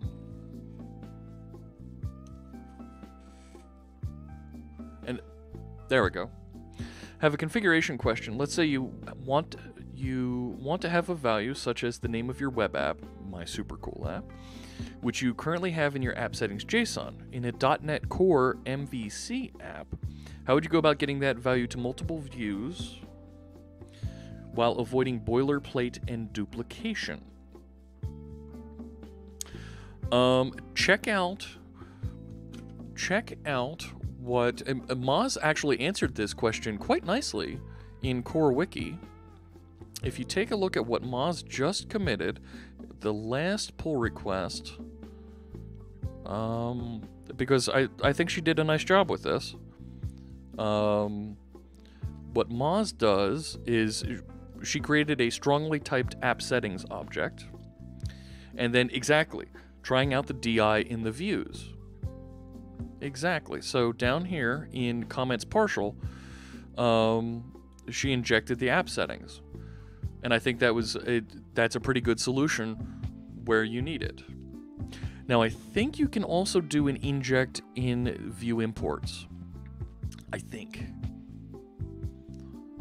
but you can definitely do it in each one of your Razor pages. So that would be what I would go after. You have a spammer? Who's the spammer? No, Dan's just... Yeah, I see what you're doing there. All right. 2 warnings. Could not read because it is being used by another process. That's okay. All right. So let's go down into bin. I should be able to .NET run. And then if I pass the other arguments from here, so like music store, .NET run, and if I say music store, will it do it? Whoa! Broken. Not found. Program line 48. So it was down. Oh, so it went into download project. Cool. On line 66. Going to registry URI to string. That will throw an exception, which is not handled in a nice way. Yes. Oh, for directory creation. Yeah.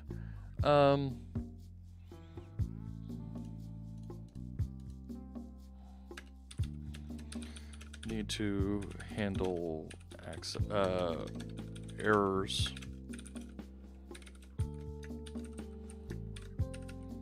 Fair enough. And actually, here's, let's create output folder. Cool. And then we can handle the error down here in its own method. All right. So I ran into an error with the get string on the register URI. So if I just say .NET run, it should just give me the list of samples. Cool. But if I tell it .NET run music store, okay, so it's telling me 404 trying to go to this. All right, so let's, for right now, I should have a logger in here that logs these things. Fetching sample from registry. Nuts. There we go. Let's see what that does.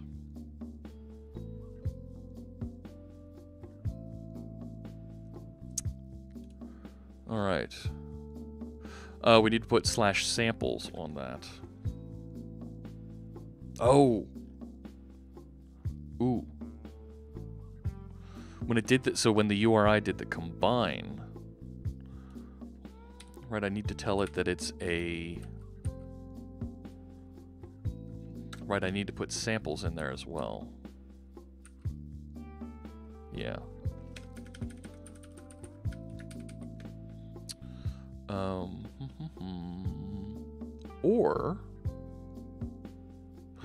Or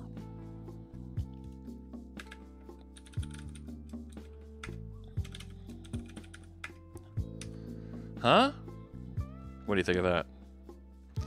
And then when I go and do this, I should be able to just do that and get the same thing to work. And then get string, I should be able now to get rid of that. Right? That should work. So if I say .NET run, it should show me the list of samples. Nice. And if I say .NET run music store, I should get the right, does not indicate success. And this is on line 66 of download project. Here.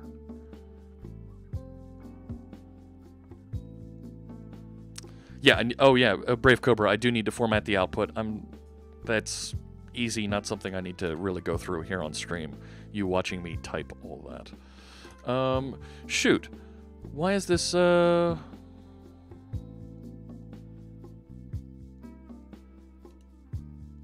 if I make this samples slash, does that work?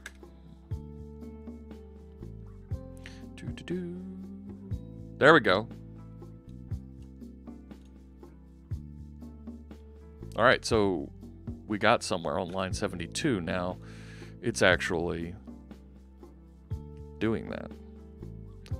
Awesome. So I need a logger running in here at some point.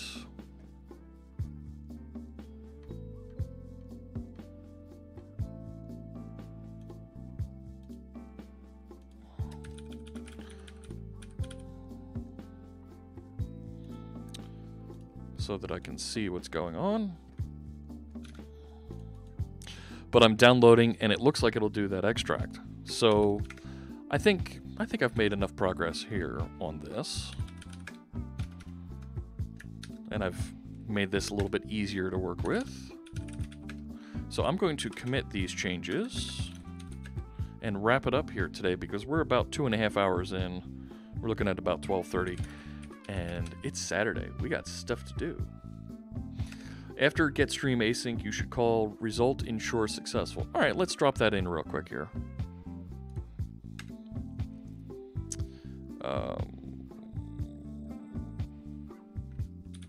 Right, it's client. Right, because sample data is just a string, right? Yeah, it's just returning a string. I don't get the ability to do. This one returns a stream, but there. Where is it? You're right. There is a.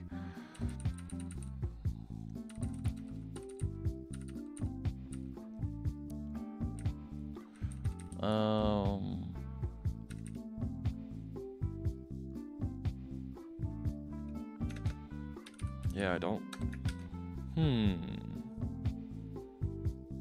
Under get sample async.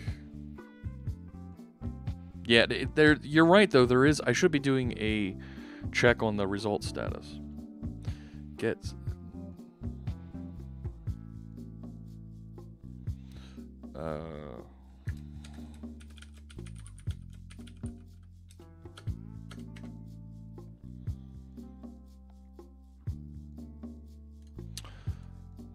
Oh, are you suggesting that download project should be download project async? Janescu? Zip archive is disposable. Let's check. Let's check. It is. You're right. We should make that. Do one of these.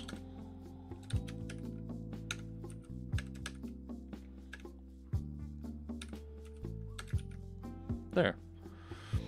Got time to peek at a PR. Sure. So let's commit what we've got here. Now attempting to download a project if specified. So we just moved it a little bit further along. Oh, rats.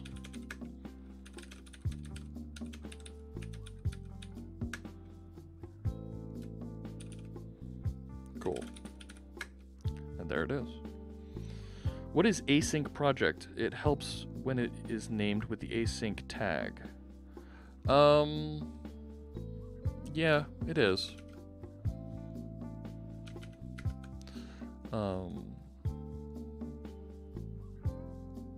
Alright, in CoreWiki, EM2 has a PR here. Enhanced all articles, page articles. What's this? Change page size from 2 to 10 in order to take advantage of the grid UI. Oh, wow.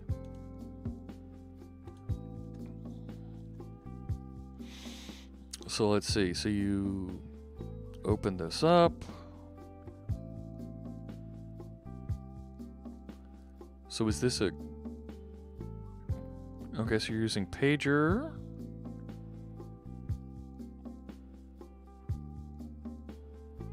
CoreWiki Flex container, okay.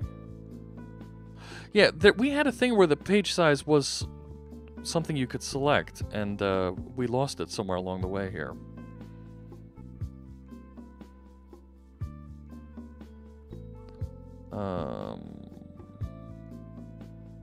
And you've changed it over to a flex item. Let's give it a shot. Let's see how this looks. I want to download it so we can take a look.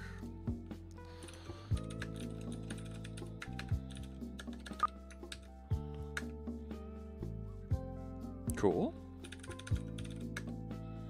You make me sad. Here we go. Run. All right. So let's go back to... All right. Ooh, I like the edit and delete buttons there.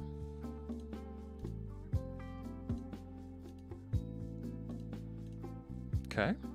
We need some new articles, though. This is another article. New article. More articles. We like new articles.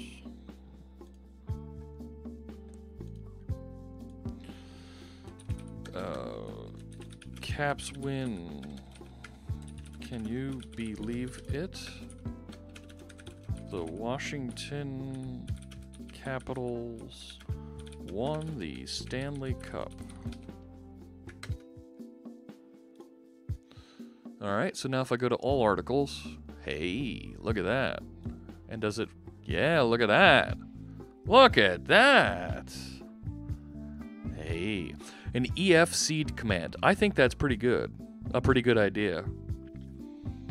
I thought they were working on that. But it wouldn't be a bad idea to have some seed data here. But that looks pretty cool. I approve. I like it. This looks great. Let's apply it to the what's it called? Latest changes page as well. All right. Gotta actually click the merge button, don't I? All right. Cool. All right. Thanks so much, everybody, for joining me here today. I think we went through and we did a lot. The CoreWiki project is really growing. I like seeing, right, we've got a cool logo that was added to it. It behaves and feels more and more like a real application. I love this look. That feels just right. We did a little bit more work on my samples download tool. And if that's something that you're interested in, go ahead, download it, check it out, submit over some code if you'd like, but it's something I'm going to be working on over the next few days so I can get something working a little bit better. Great stream as always, thank you. There's a new official way to add seed data. Yes, there is. First time watching, noticed me frequently in Sue's stream, no opcat. Oh, thank you. I'm glad you decided to join us, Robert. Span work with grid. I don't know what you mean, Janescu. But we do need to have a page counter selector back on this page. I think I'm gonna need a page size selector for all articles and needed on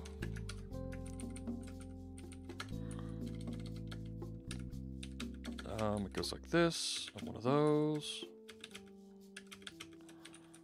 Latest articles. And let's mark that as enhancement. Help wanted. Cool. All right. So, oh my gosh, EM Triple, thank you for the cheer. I really appreciate that. We'll match and donate to Girl Develop It, so we help those folks as well. So your cheer will be doubled. Thank you so much. And so I've committed all my source code. I've cleaned up here for the end of the day. And of course, we'll archive off today's video. We'll get it sent over to YouTube, so you can watch it a little bit later if you'd like. You want to catch up on anything that we missed. All of the source code is out there on GitHub. QWERTY says, I like this. I'm Mexican. Oh, thank you for joining us, QWERTY. And I hope you're having a good morning there in Mexico. I'm assuming you're in Mexico. So thank you, everybody, for joining us here today. And I'll be back on Tuesday. I think I want to do some more work on this. Maybe, and we need to get back to our bot at some point in the stream tools. So I'm going to sign off for now. I'll see you on Tuesday. Thanks so much, everybody. Take care.